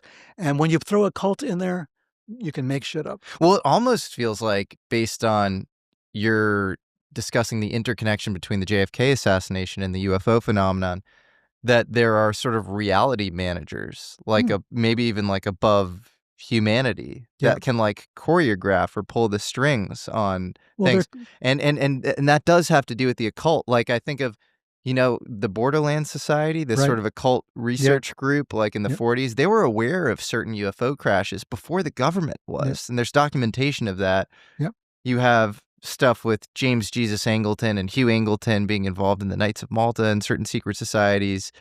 And then obviously a lot of the early CIA was sort of skull and bones. And so you Sure. wonder, is there some hermetic substructure? Like, we think of, the government, disclosure, like the president knows everything. But like, is there some sort of choreography going on behind the scenes that most humans aren't aware of? Maybe a few are? Well, or the whole point of Sinister Forces was that there are sinister forces, yeah. right? But these sinister forces are such that to equate them with, how shall I put it, 20 and back? Yeah. No, come on. No, yeah. So I mean, this is the thing. Is there an occult concept here? Obviously, I think I've shown through documentation the connection with the UFO phenomenon and the Kennedy assassination as an example. These are documented individuals that Yeah. had documented histories, right? So that we know. And the churches, that's again documented, right? So all of this is there. But does that mean there's a cabal of high-ranking Freemasons or something pulling the strings? No, because that's too public again, right? Yeah. That's not how this works. So there is again, we're talking about Fight Club. Yeah. There is a mechanism Yeah. whereby these things happen, right? Whereby a mystic, a Belgian mystic, at the turn of the century in Europe could predict Kennedy's assassination. Tell me Right. about that. Well, there was a mystic Mhm. who wrote the famous play The Bluebird. Mhm. Okay, they made movies out of it. Maeterlinck, Maurice Maeterlinck, Belgian mystic. Mhm. And he was a mystic. He was an astrologer. He was a mystic. He also won the Nobel Prize for Literature. And he wrote The Bluebird, which they made into various versions. And if we get into Bluebird, that's pulling on a whole bunch of threads that we really don't have time Well, for. Operation Bluebird was pre-MK Ultra. Yes, it was. It was the first MK Ultra. Was it named after Metterlink? This is the point I'm coming to make. Okay. Because the same guy who wrote that wrote a play called The Cloud That Lifted. And The Cloud That Lifted is about the assassination of a political leader where shots were fired from a grassy knoll. We don't know how many shots were fired. There's a discrepancy. And the guy who fired the shots might have worked for Russia, according to the plot of the play. It's Lee Harvey Oswald. And his name was Alec, which was Lee Harvey Oswald's name in Minsk. And he lived there. His That's nickname was wild. Alec. That is wild. This was all written before Kennedy was born. So if there's somebody pulling the strings, is it a somebody the way we think of a somebody? Or is it a mechanism of some kind, as Vallée called it, a control mechanism? Yeah. Right? It feels like that. It feels like things are sort of, like I think the new agey dumb word we use to describe it, your term is like quantum entangled or something, but it feels like that. Like that's one example where the probability of that sort of prediction at that level of specificity so goes beyond like any sort of prosaic explanation around survivorship bias or, like selectivity bias or whatever. And there are tons of other examples if you look for this sort of thing. There's this book written by Morgan Robertson in 1898 called Wreck of the Titan, or Futility, Wreck of the Titan. Right. And this ship is called the Titan, and it crashes in the middle of the Atlantic at night. And it hits an iceberg, and it's the largest, liner of its time, and it's in April, and it's the same size as the Titanic. And so you get down to like levels of specificity that are insane, and it's like basically a decade before the Titanic. I think some blue-blooded elites were on board. The Astros were on board the actual Titanic. Right. So, and you have a lot of these examples. There's a sci-fi author, Dean Koontz, who predicted COVID, the Wuhan lab. Yep. You have this kind of modern, self-proclaimed prophet talking about Trump getting shot in the ear, that he was shot in. Right. Like 4 months before it happened or whatever. You have the adventures of Don and Baron Trump and their time-traveling adventures, which is a book that was written, I think, also in the 19th century. So it's just crazy how many examples. And there was the book that talked about the Texas Tower sniper before it ever happened. Wow. With specificity, even to the name of the police chief, who was not the police chief at the time, even to the name of the police chief, who was the police chief eventually, the one who solved the case, who got the sniper. His name is actually mentioned in the book, and he was not part of the police at that time. He was not anywhere near it, right? So the whole Texas Tower sniper thing was completely described in advance. Was that Texas A&M or where? Texas A&M. That was A&M, yeah. And so is this like you're glitching into a future that already, in a block universe like pre-exists, and you're sort of like, figuring out what's happening, you're getting some download? Or is it some sort of predictive programming where you are causing the future by writing about these things? I think we have to go back to Russ Cole. And time is a spiral. Kind of. Time is a spiral. The glitch is the proof. The glitch is the proof that this is a malleable reality that we live in. I'll give you an example. In Indonesia, I spent some time in Indonesia. Fascinating place. It's a place that, from a Western perspective, makes no sense because we think of things in a certain way. And when you go to a country like Indonesia, which is a majority Muslim country, over 250 million people, Muslims, the fourth largest country in the world.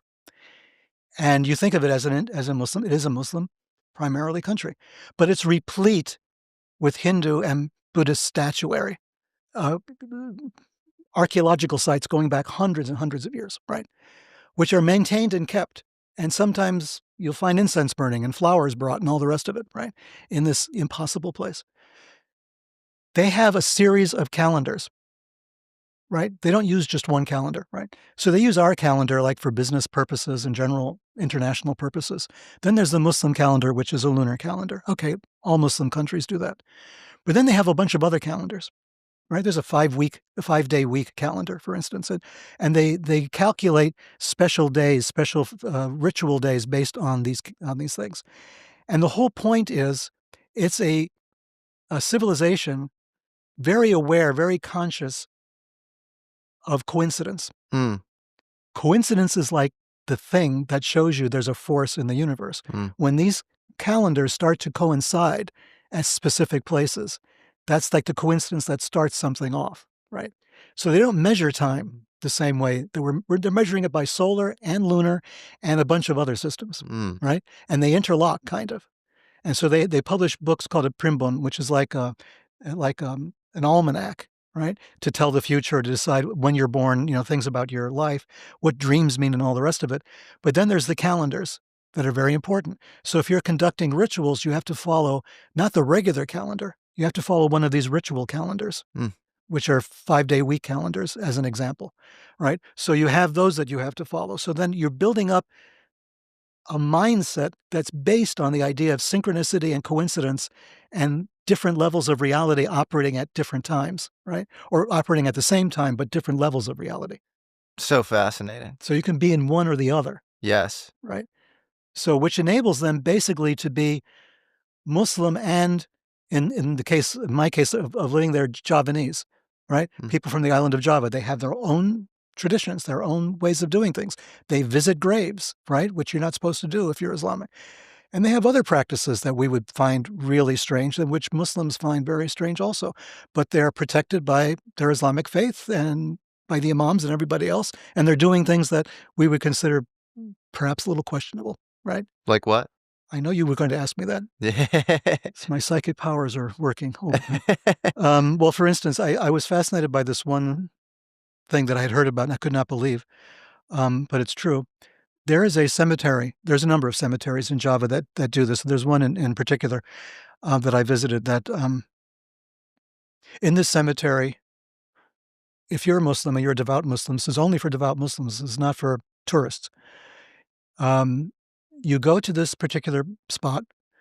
There is the grave of a famous prince who had died on that spot, and his grave is there.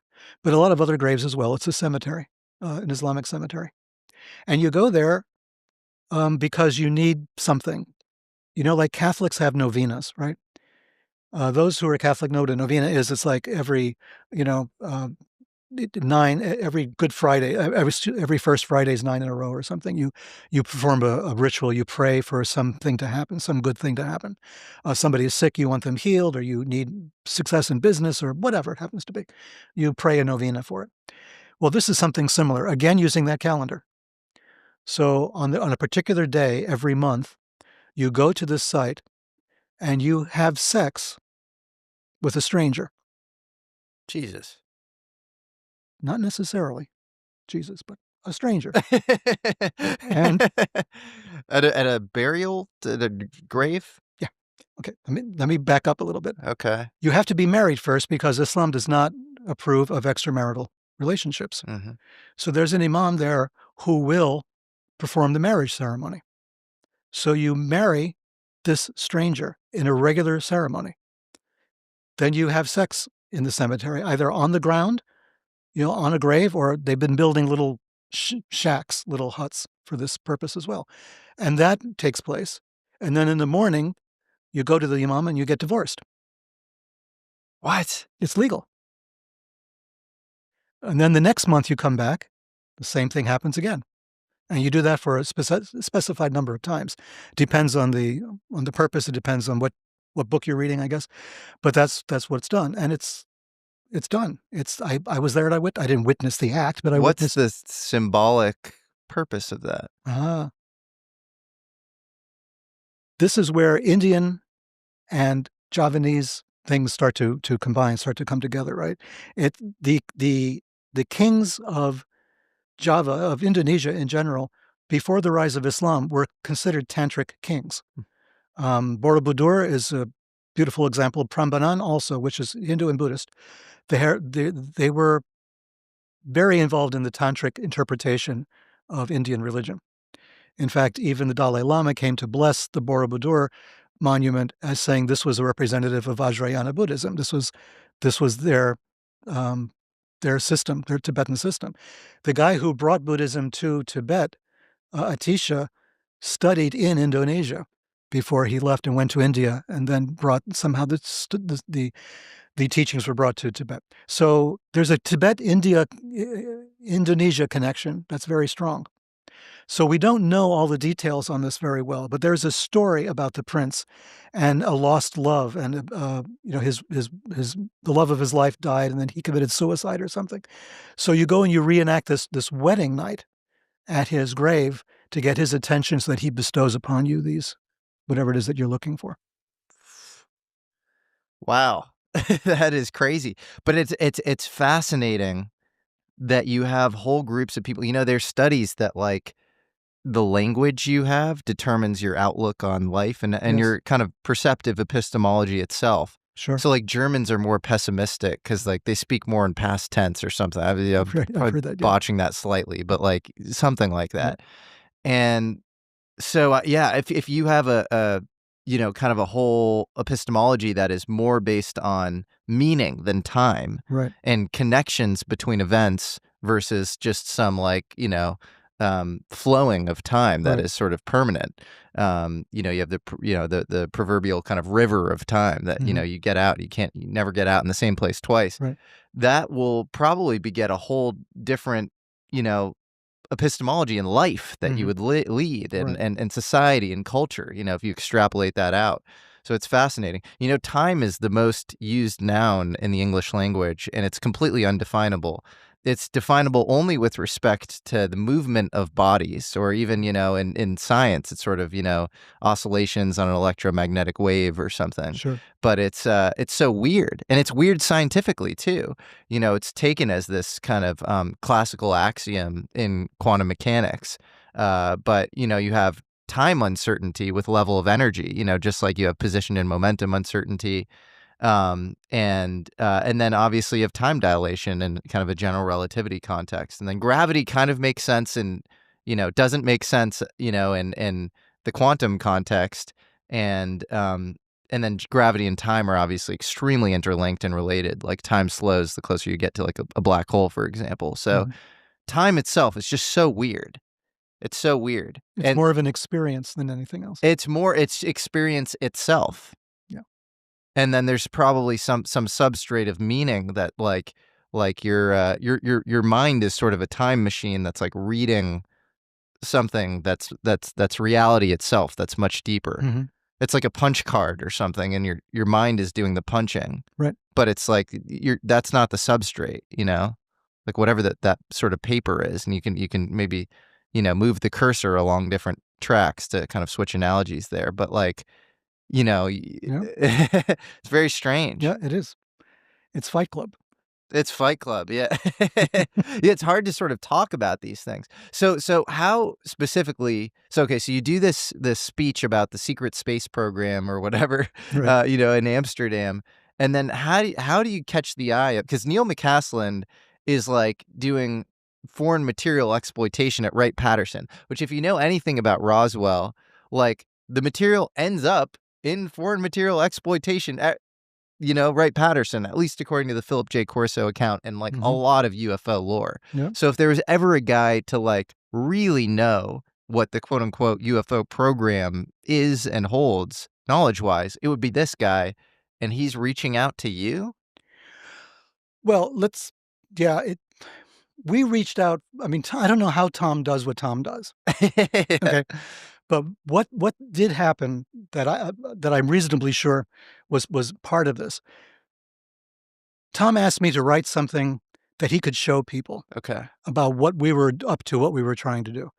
And that became the very first opening pages of Secret Machines, Gods. And that's the cargo cult chapter. Yeah. Kind of a prologue to this. So cargo cult was a couple of pages long. And the idea was, take the cargo cult concept and say that's how we started on this planet. This is how civilization began. That we, as the 21st century civilization that we are, our origins are as a cargo cult. Now, if you know what a cargo cult is, I'm assuming that you do. It's in the South Pacific Islands in the early 20th century, planes would land on islands in the South Pacific, uh, near the Indonesian islands to the far east, and planes would land, and there were basically Stone Age level tribes living there. And a plane would land, and stuff would come out of the plane, all these goods and services, right? So you had packages of stuff, you had medicines, you had food supplies, you had weapons, because this was the beginning of the war. And these Stone Age tribes are looking at this thing, and they're saying, "God damn, we don't know that you could do that," right? So they went and they built landing strips, hoping that these planes would land and give them stuff.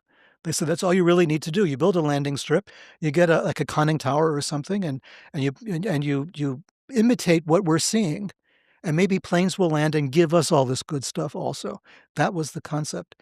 So our concept in starting this project was that our entire society is a cargo cult, because everything we're trying to do to longevity, to live forever, and to travel to the stars has its roots in something extraterrestrial, has its roots in these stories we tell about the gods who came to visit us, right? The gods who came down and gave us agriculture, gave us writing, gave us all these things. It's always some supernatural being. It's never Joe from next door who taught us how to write, Yeah. It's always this creature that comes down, usually from space. What are examples in kind of mythology? Well, the famous one, I guess, is Oannes in the Sumerian myths, right? So here is a god who lands in the river, outside of Sumer, and comes up out of a vehicle of some kind, and he's wearing a weird suit with a strange hat, which we can talk about later. And he walks up to the people and he starts teaching them stuff. He teaches them math, he teaches them writing, he teaches them agriculture. And then every night he goes back down into his craft in the ocean. He never eats or drinks when he's on land with these people, right?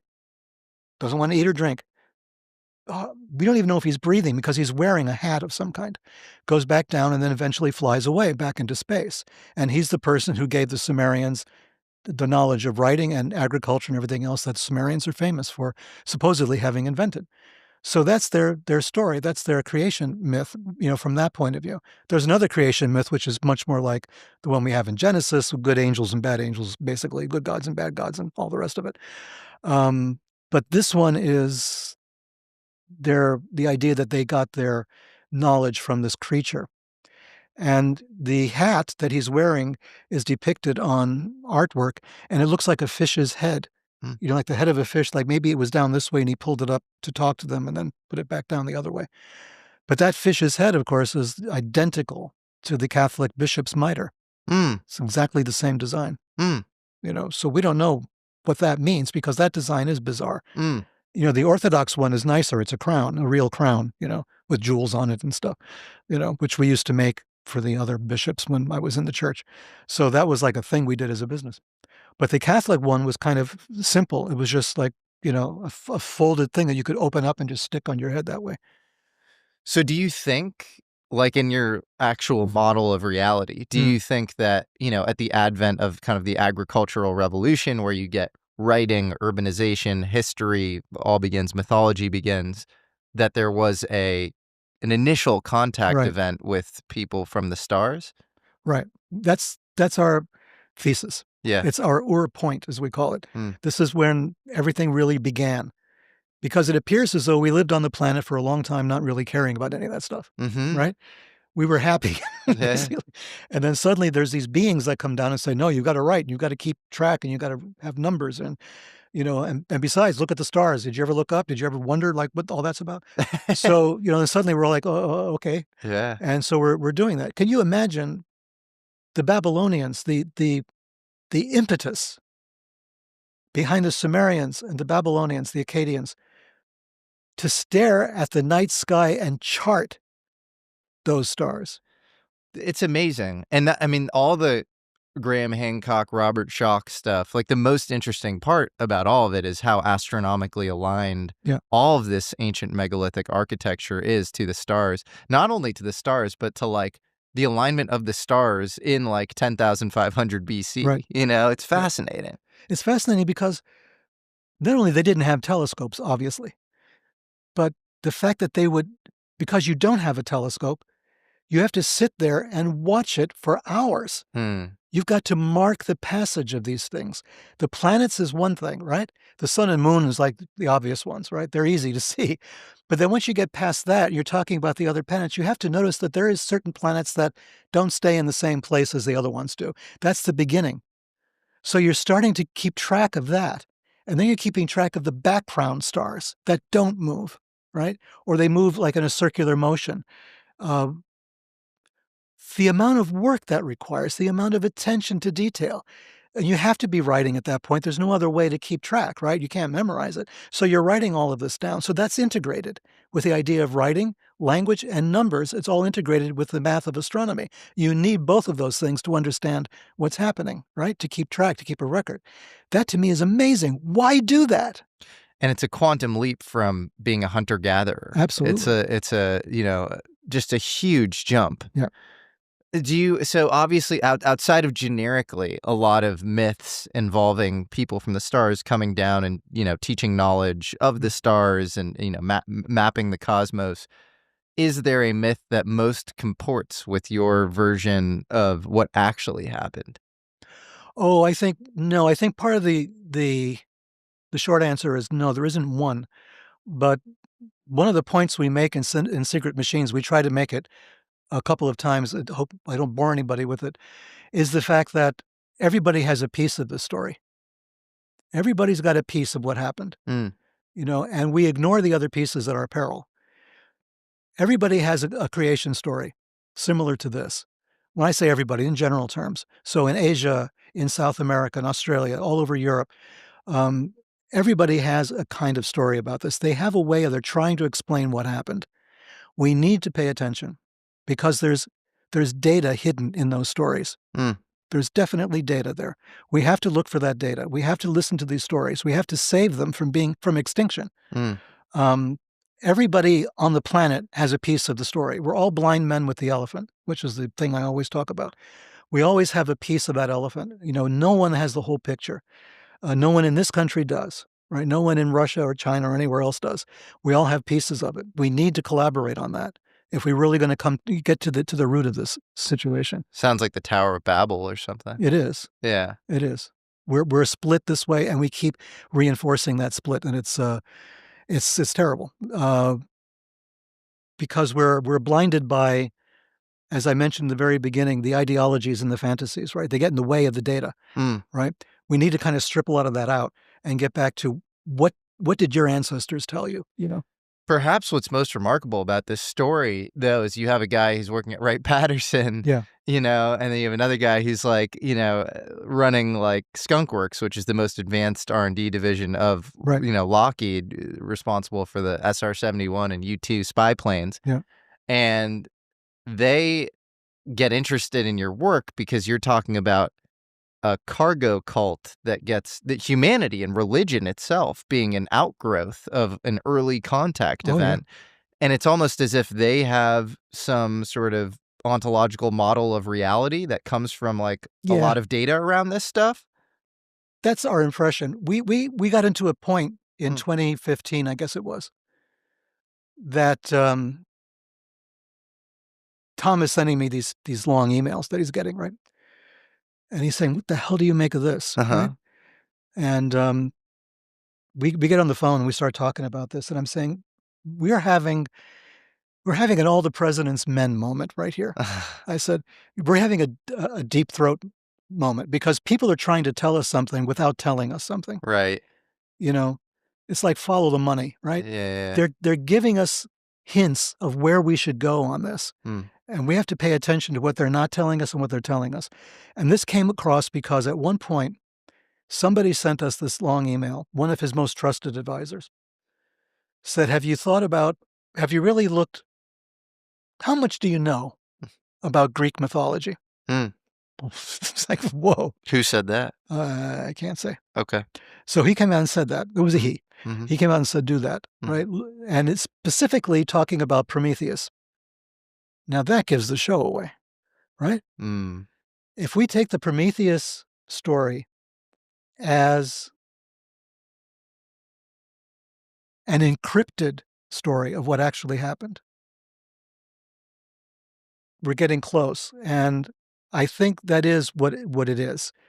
There, at some point, somebody did something they weren't supposed to do. Hmm. And it might have jump-started civilization on this planet, right? Hmm. It might have been that. But Prometheus suddenly became the thing. And so Tom is saying, what the fuck do we know about Prometheus? And so I'm saying, let's take it easy. Let's go. Prometheus was this guy who stole fire from the gods, right? Mm-hmm. For the humans. He was giving fire to the humans. Humans didn't have fire. They were freezing their asses off. Prometheus came down and said, here's fire, get warm, And the gods didn't like that. So they punished Prometheus. You're going to get chained to a rock, You're going to be punished for the rest of your existence for this thing. So I said, let's go back and look at this. This is what they're trying to tell. They're trying to tell us something. And what is Prometheus about? It's about contact between the humans and the gods. And the one who made the contact was a god, not one of the humans. That's right. And it was a god who was transgressing on behalf of humans against the gods themselves, sort of a rebel, right? Sleeper cell god. Yeah. Which the Gnostics believed was the serpent in the Garden of Eden, that the serpent was God, that the God that we know of from the Bible was the imposter, the interloper, the guy who was not really God. So I got breakfast with Tom DeLonge once, who I love, by the way. I think he's a great guy. He's the best. Yeah. And he actually referenced Gnostic thought at the time. He was talking about the archons, who were considered kind of almost imprisoners of the kind of lower material world and like Gnostic ideology. And you hear Gnostic thought, run across a lot of ufology. Like it seems like Jacques Vallée is roughly kind of Gnostic in his orientation. So do you think that we're living in some sort of lower prison planet and, our senses are all there to sort of mislead us and we need to somehow escape in some sort of disembodied way? Or what's your sort of, take on that? You're talking about Fight Club again. Some of us are in prison, right? Some of us have seen The Exit.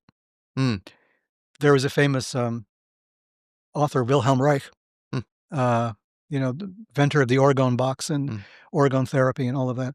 But he was very well known. He was anti-communist and anti-fascist both at a time when that position was untenable in this country anyway.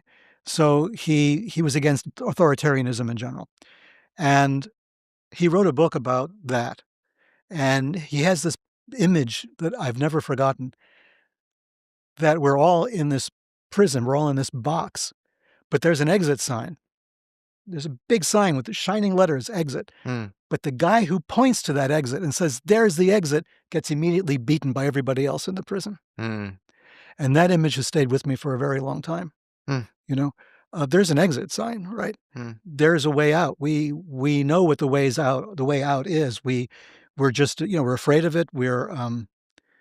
We're too distracted by everything else. But the idea of becoming free in oneself is there. It's just a question of wanting to do it badly enough that you're going to beat down the people who are trying to stop you from getting there to get to that exit.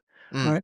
So the whole celestial ascent thing was an example of that, of people understanding that there was a way out, but that it involved kind of reprogramming, to use that awful term, but a reprogramming oneself, to get rid of a lot of the extraneous stuff that we're reacting to. We're constantly reacting to things, kind of knee-jerk reactions to things that this is good and this is bad. It's a binary choice, right? And it's not a binary choice. There's a tertiary choice. There's a choice beyond A and B. There's a choice beyond plus and minus, right? I guess the Crowley people say 0 equals 2. That's one way of formulating this idea. But there's a way of getting out of it. But it's not. It's almost impossible to describe, and people have to get to it themselves, right? They have to get to it on their own path. They have to want to do it, right? And they have to be willing to follow a path while maintaining a sense of humor. Once you lose that sense of humor, you're screwed. Because then you become a fanatic. Fanatics famously have no sense of humor. And what you need is that sense of humor, which is a sense of what I'm looking at may be real and it may not be. Isn't it funny? What if it is real? What if it isn't equally, right? It's a way of negotiating territory that's very dangerous. Yeah, that's right. I think like a lot of people get really into synchronicities, and when you put a ton of weight on the Oh, yeah. synchronicities, you're sort of in really bad Oh, territory. yeah. And when you put no weight in synchronicities, you're also in bad territory. So it's like a Scylla and Charybdis between extreme Yep. randomness, materialist reductionism, and then on the other side, you're just drenched in meaning. Everything's meaningful in this sort of, self-defeating way. So you think, wow, so there's a way out, but it's impossible to talk about. But you do talk about it because you wrote a book about it. Stairway to Heaven. All my books are about it. Yeah. Okay. Fascinating. They're all chapters of one book. Interesting. Yeah. Well, that's amazing that you're saying that. What do you mean when you say that exactly? You think secret machines Sure. and sinister forces, it's all ultimately about Even the Nazi books. uh-huh. I wrote 3 books on the Third Reich. I mean, even there, I'm trying to point to what happened, right? What happened? Why do we have these reactions that we have about fascism, right? There's a reason, but we've forgotten the reason. We've become kind of distracted by the Hugo Boss outfits, we get distracted by things that we don't really pay attention to. But there's deeper things at work. And if we could understand that, we would be free of that as well. But we're not going to be until we get there, until we get to that point, until we come to terms with it. So the 3 books on that is to try to show people that there was a universal kind of Nazism, right? And they were fascinated with occultism. Some of them were, right? Himmler, most famously. So he ran an Ahnenerbe organization. This to me was fascinating because I didn't believe it existed. I wrote my first book on Holy Alliance from the point of view that I wanted to write a nonfiction version of The Morning of the Magicians, right? I loved that book, but it was half fantasy, and it was totally unsupported by documentation. So I wanted to know if any of that was really real. And when I was starting to write Sinister Forces, I said, let me go and check out this Nazi stuff because that could be relevant, right? So I'm looking at that, and I get invited. I invited myself to the Library of Congress and to the archives, the National Archives. And you have to go through a few hoops to get into the archives, but I wanted to see the captured German documents from the war. They had a bunch of microfilm. And I walked in there, and I told the archivist, a very well-known guy at the time, I asked him, I said, I'm looking for documents about this and about that, trying to word it gently so I didn't sound like a total kook. And the guy said, oh, you mean the SS Ahnenerbe? We have them all over here. So I said, cool, right? So I'm now scrolling through microfilm, and I'm looking at the Tibet expedition of 1938, the SS Tibet expedition of 1938. I'm looking at, how do we do yoga postures in the shape of runes, of Nordic runes? How do we develop a Kabbalah that's not Jewish? And on and on. I'm looking at all this stuff, and it's just masses of documentation. That's wild. A lot of them signed by Heil Hitler, by Heinrich Himmler, right? And I'm staring at this, and I'm thinking, how come nobody's writing about this? All these books on Nazi occultism, and nobody's looking at the real documents, the original papers. Didn't they go to Mount Kailash looking for some underground civilization there? Among other things, yeah. But they went all the way into Tibet, right? And they're measuring skulls with calipers, right? I have photographs of that. So wild. And their fascination with Antarctica, right, came from Hyperborea, which was the first root race, if you look at kind of theosophy and Madame Blavatsky and stuff. Wasn't theosophy, like the swastika kind of came from theosophy, right? That they took on the Nazis? Now you're back in my territory again. Okay. Yeah. As Unholy Alliance pointed out, the swastika was famously imprinted on Blavatsky's original books as the symbol of the Aryans. And the whole idea of the Aryans being the current spiritually advanced race, right, came from Blavatsky. And there was a group of militia in 1919. The war ended in 1918, World War I. There was the Russian Revolution, and then there was an almost communist takeover of Germany at the time. There was a lot of socialism, a lot of communism, different parties fighting each other. But the right-wing types were army veterans, right, who had fought against Russia during the First World War. So they formed independent militias, Freikorps, as they call them. And one of them was the Stahlhelm and the steel helmet, and on their helmets were emblazoned the swastikas. This was as early as 1918 and 1919. So there was an assassination of members of the Thule Gesellschaft on April 30th in 1919. Now, the Thule Gesellschaft was a German secret society, like we've been talking about, and they had the swastika as their symbol, right? This was long before Hitler showed up. So the swastika was their symbol, and it was a symbol of the Aryans, and they got that again from the Theosophical writings and pseudo-theosophical writings, people copying Blavatsky. And so that was like, this was it. This is our symbol, the symbol of the Aryans. We're Aryans, you know. A lot of them would not have passed the blood test at the time, but they considered themselves Aryans. So these people were massacred on April 30th, Walpurgisnacht in Germany, and it led to this outcry among the right-wing groups. So the right-wing groups and the left-wing groups had this fight, this pitched battle in the streets of Munich. These were occultists fighting on the streets of Munich, right? It was bizarre, as if you had given the Golden Dawn machine guns and said, have at it, you know. It was just so strange, and that fascinated me. I said, this is weird. And what do we know about the Thule Gesellschaft? Not much.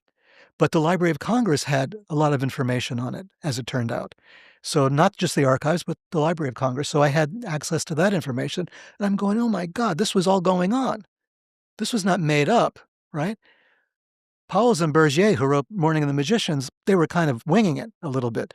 But it was based on something kind of real, you know, and this is, nobody was writing the truth about it. And I thought that was my job now. I've got access to this. And then I went to South America. That's another story. But this whole thing was, I wanted to put this out there as there is something. Yes, Virginia, there is, you know, a Nazi occult thing. There is a thing that Himmler was in charge of. Yeah. And the Antarctica expedition was very real. Right. Well, and, you know, there's, I mean, the whole, if you look at like all the SS patches, they're all, you know, it's like Right. Black Sun. It's all this sort of occult symbology. So I think it's sort of hidden in plain sight and was clearly, you know, I mean, the Indiana Jones narrative of, you know, them looking Right. for the Ark of the Covenant maybe isn't so off. I guess the follow-up question to that, though, is like, what are the implications? Because there's some Occam's razor explanation that this is just, you know, the fascinations of you know, the ultimate hubris of this kind of, you know, Napoleon, Alexander the Great type, Right. the machinations of this sort of ridiculous, you know, mind of Hitler. And then there's some other explanation, which is maybe this conferred some sort of local power that would then blow up in the faces of the Nazis, because it was this Faustian bargain, but you know, they were drawing from some sort of non-human intelligence or something else. What do you think? Well, yeah, all those points have been made, and I understand them, and I understand the resistance of academia to embrace this story, as they have reacted to it. But the documents don't lie. It's just a question: do you interpret them the same way? The Ahnenerbe was a real organization, and it was called Ancestral Heritage, because what Himmler was trying to do was completely remove Christianity and Judaism from the German people and replace it with a Nordic version, which meant a pagan version, which in the context of 1930s Germany meant basically an occult version, right? So they replaced the rituals of baptism, for instance, with a Nordic-style christening. They replaced the marriage rites with a Nordic-style marriage rite. They were deliberately trying to do this. So, and wasn't Hitler writing poetry to the Nordic gods Yes, he and was. as a soldier in World War I? Yes, he was. He wrote it. They're reprinted in, I think it's Toland's biography of Hitler. So the poems are there. He was writing to Odin and Thor, right? So, okay, and then this is where things get very speculative and weird. But I mean, one of the constant sort of tropes in UFO stories, UFO abduction cases is the Nordics. It's always the Nordics, the Greys, or the reptilians. Right. The Nordics seem particularly interesting, powerful, like these sort of perfect humans or whatever. So do you think there was any sort of Nordic-Nazi relationship? Okay. We have to define our terms. There's so many terms in that sentence. I don't know where to start. Nordic, Nazi, and relationship. That goes beyond the Nazi fascination with Nordic mythology. You know what I mean? I understand. Yeah. Okay, my short answer is no. Okay. But let me qualify what I'm Mm. saying. They were fascinated by it. Mm. Himmler was fascinated by this. Mm. In fact, they tried to prove there was an Aryan race all over the globe. They sent archaeologists looking everywhere for traces of swastikas wherever they could find them, thinking that was the key, Mm. right? And that comes from Blavatsky. I mean, give me a break, right? But Mm. it got lost in the sauce there as they went off on this tangent. Mm. So now they're saying, okay, this is we find the swastika in India. There must be an Aryan relationship there. We find it in China. It must be there. I've seen swastikas on buildings in Malaysia and Indonesia, but they're Buddhist symbols right there. So, but they were looking for this. They were looking for this proof. They had this was not a scientific process, right? They had the result they wanted. They're looking for stuff to confirm it. They didn't look for stuff that didn't confirm it, only for stuff that confirmed it. So here's the evidence that confirms our story. So this is part of the problem there. They wanted Nordic because they wanted to get rid of Christianity and Judaism. They had to get rid of Christianity because of Judaism, right? And they were against Judaism for whatever reasons they were against Judaism for. It was anti-Semitism was popular in Europe, all over Europe, Eastern Europe. I mean, the protocols of the Elders of Zion came out of Russia, right? So that started this whole thing. People believed it was true. So, the Jews are having a secret meeting and they're discussing the takeover of the world. So that document got published and it's still being published. It was published in South Africa all the time. Translations were published all over Asia. Translations published in South America, like this is a true thing. This is a meme now that's become true in the eyes of many people. I was asked about it at an academic conference in Indonesia, right? So, I mean, this stuff is there.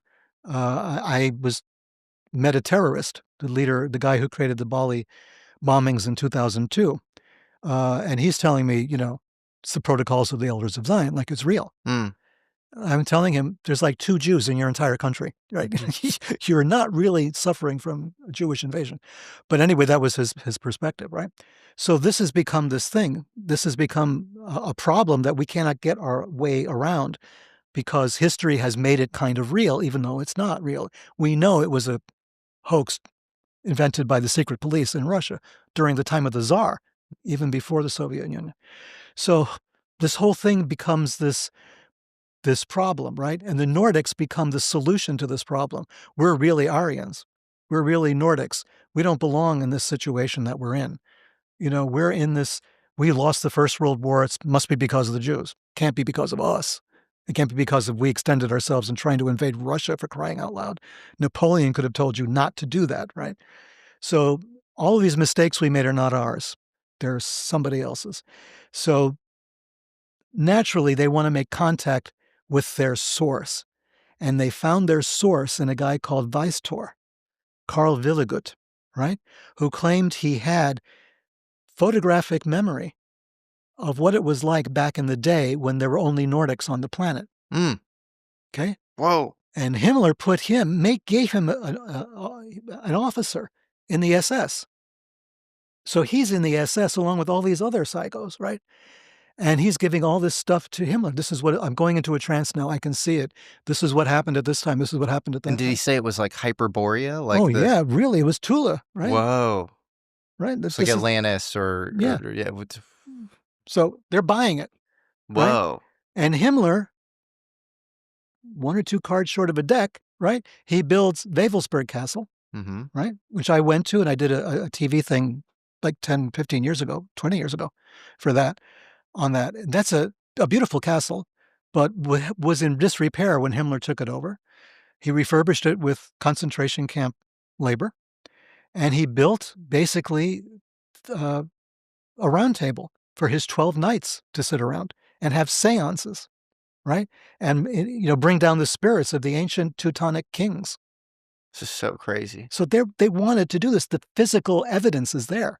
Swastikas in the floor, swastikas in the ceiling, the niches where they're going to put the urns of the deceased SS leaders, But and then there's a question of, were they interacting with anything? And I think in your model reality, you would say yes. Yes. Right? Sure. And then who knows what it is. But it could have been anything. Yeah. It could be totally trickstery. It could have been those guys from the Australian consulate telling us, Well, simultaneous to that, you have these neo-pagan rituals that they all have to go through. Right. You had Werner von Braun going through these rituals. His mentor, Hermann Oberth, on record saying that non-human intelligence allowed them to build rockets to go to space, you know? That's in Secret Machines, yep.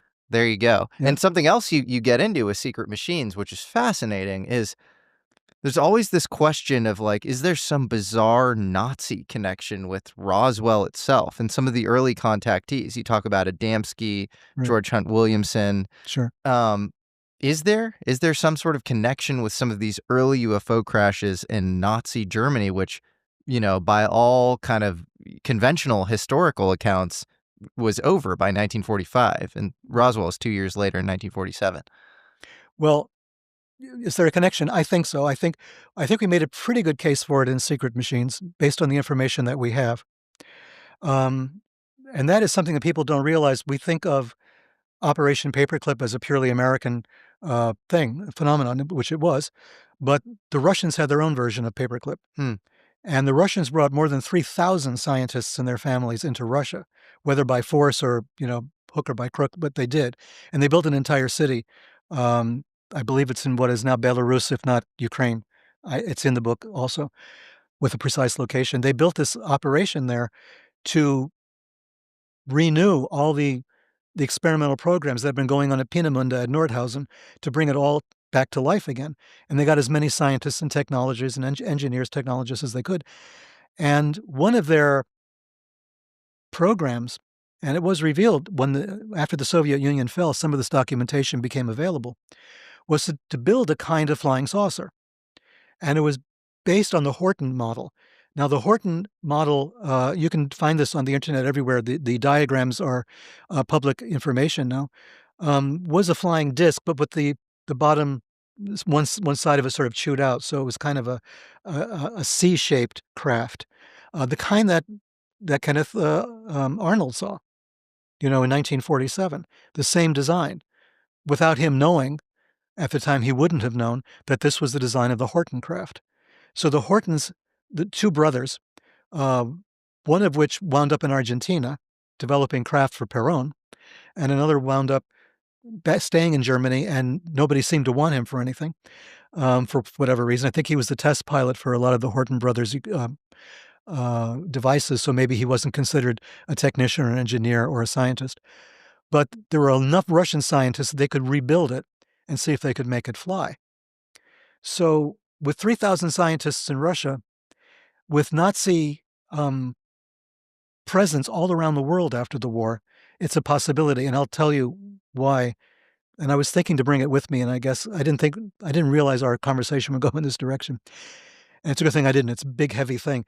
The U.S. Congress published in June of 1945, before the war in Asia was over, they published a report on basically what was the Maison Rouge meeting that happened in 1944 in Strasbourg.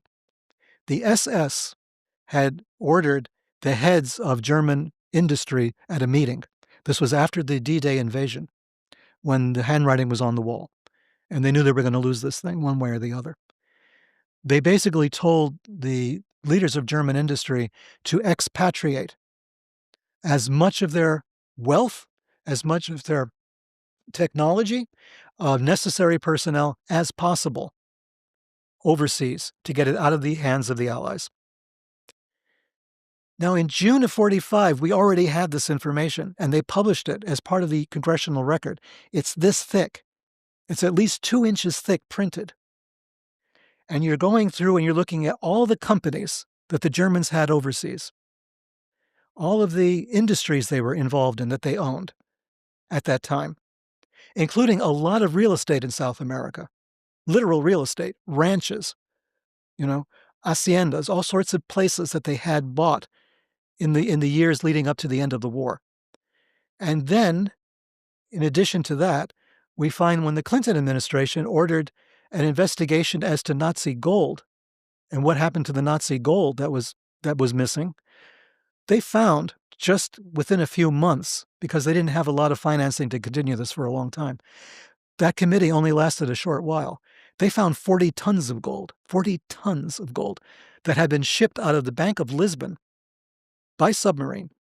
20 tons went to Macau. Well, they all went to Macau. 20 tons went into China, and 20 tons went into Indonesia. That 20 tons of gold probably jump-started what Sukarno used to call the Revolutionary Fund, which was going to be an anti-IMF, anti-World Bank that he had planned for, that Hjalmar Schacht, Hitler's former finance minister, had asked Sukarno to do. Whoa. Okay, he had met Sukarno. He had been denazified, Schacht, and had wound up in Indonesia visiting Sukarno, saying you have to build an Islamic crescent to defend against Chinese communism. Right? And the best way to do that is start up your own fund, get all these other countries that are non-aligned with either China, Russia, or the United States, and have it based here in Jakarta. Whoa. So is the implication that Roswell was Horton Brothers technology that might have gotten into Soviet hands?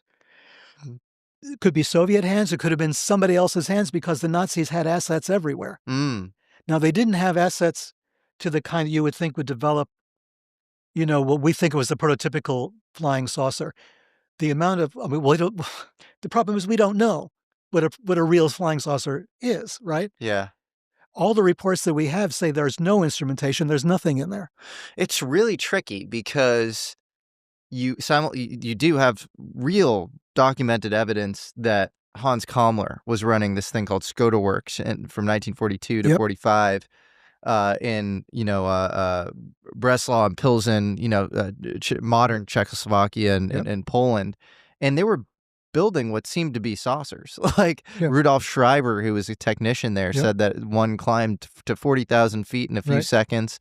Richard Mita had all these plans for saucers. You had Victor Schauberger, very famously, this naturalist who claimed he had zero-point energy machines, and they were sort of saucer-shaped. I think it was called an impeller because it was like the centripetal, not centrifugal force. So it wasn't outward moving; it was inward moving, and it would cause sort of thrust as a result.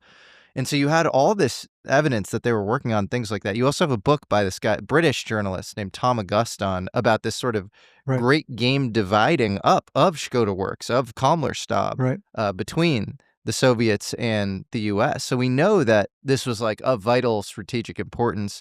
We also, I think now know, due to Air Force documents, that Kammler himself, who's this ruthless Nazi, I think Albert Speer, who was head of Nazi armaments, said, he was the most ruthless man I was ever forced to collaborate with. And you're talking about a guy who worked with Himmler and Goebbels and Hitler and so it's like has to be. I think he had. That's a high bar.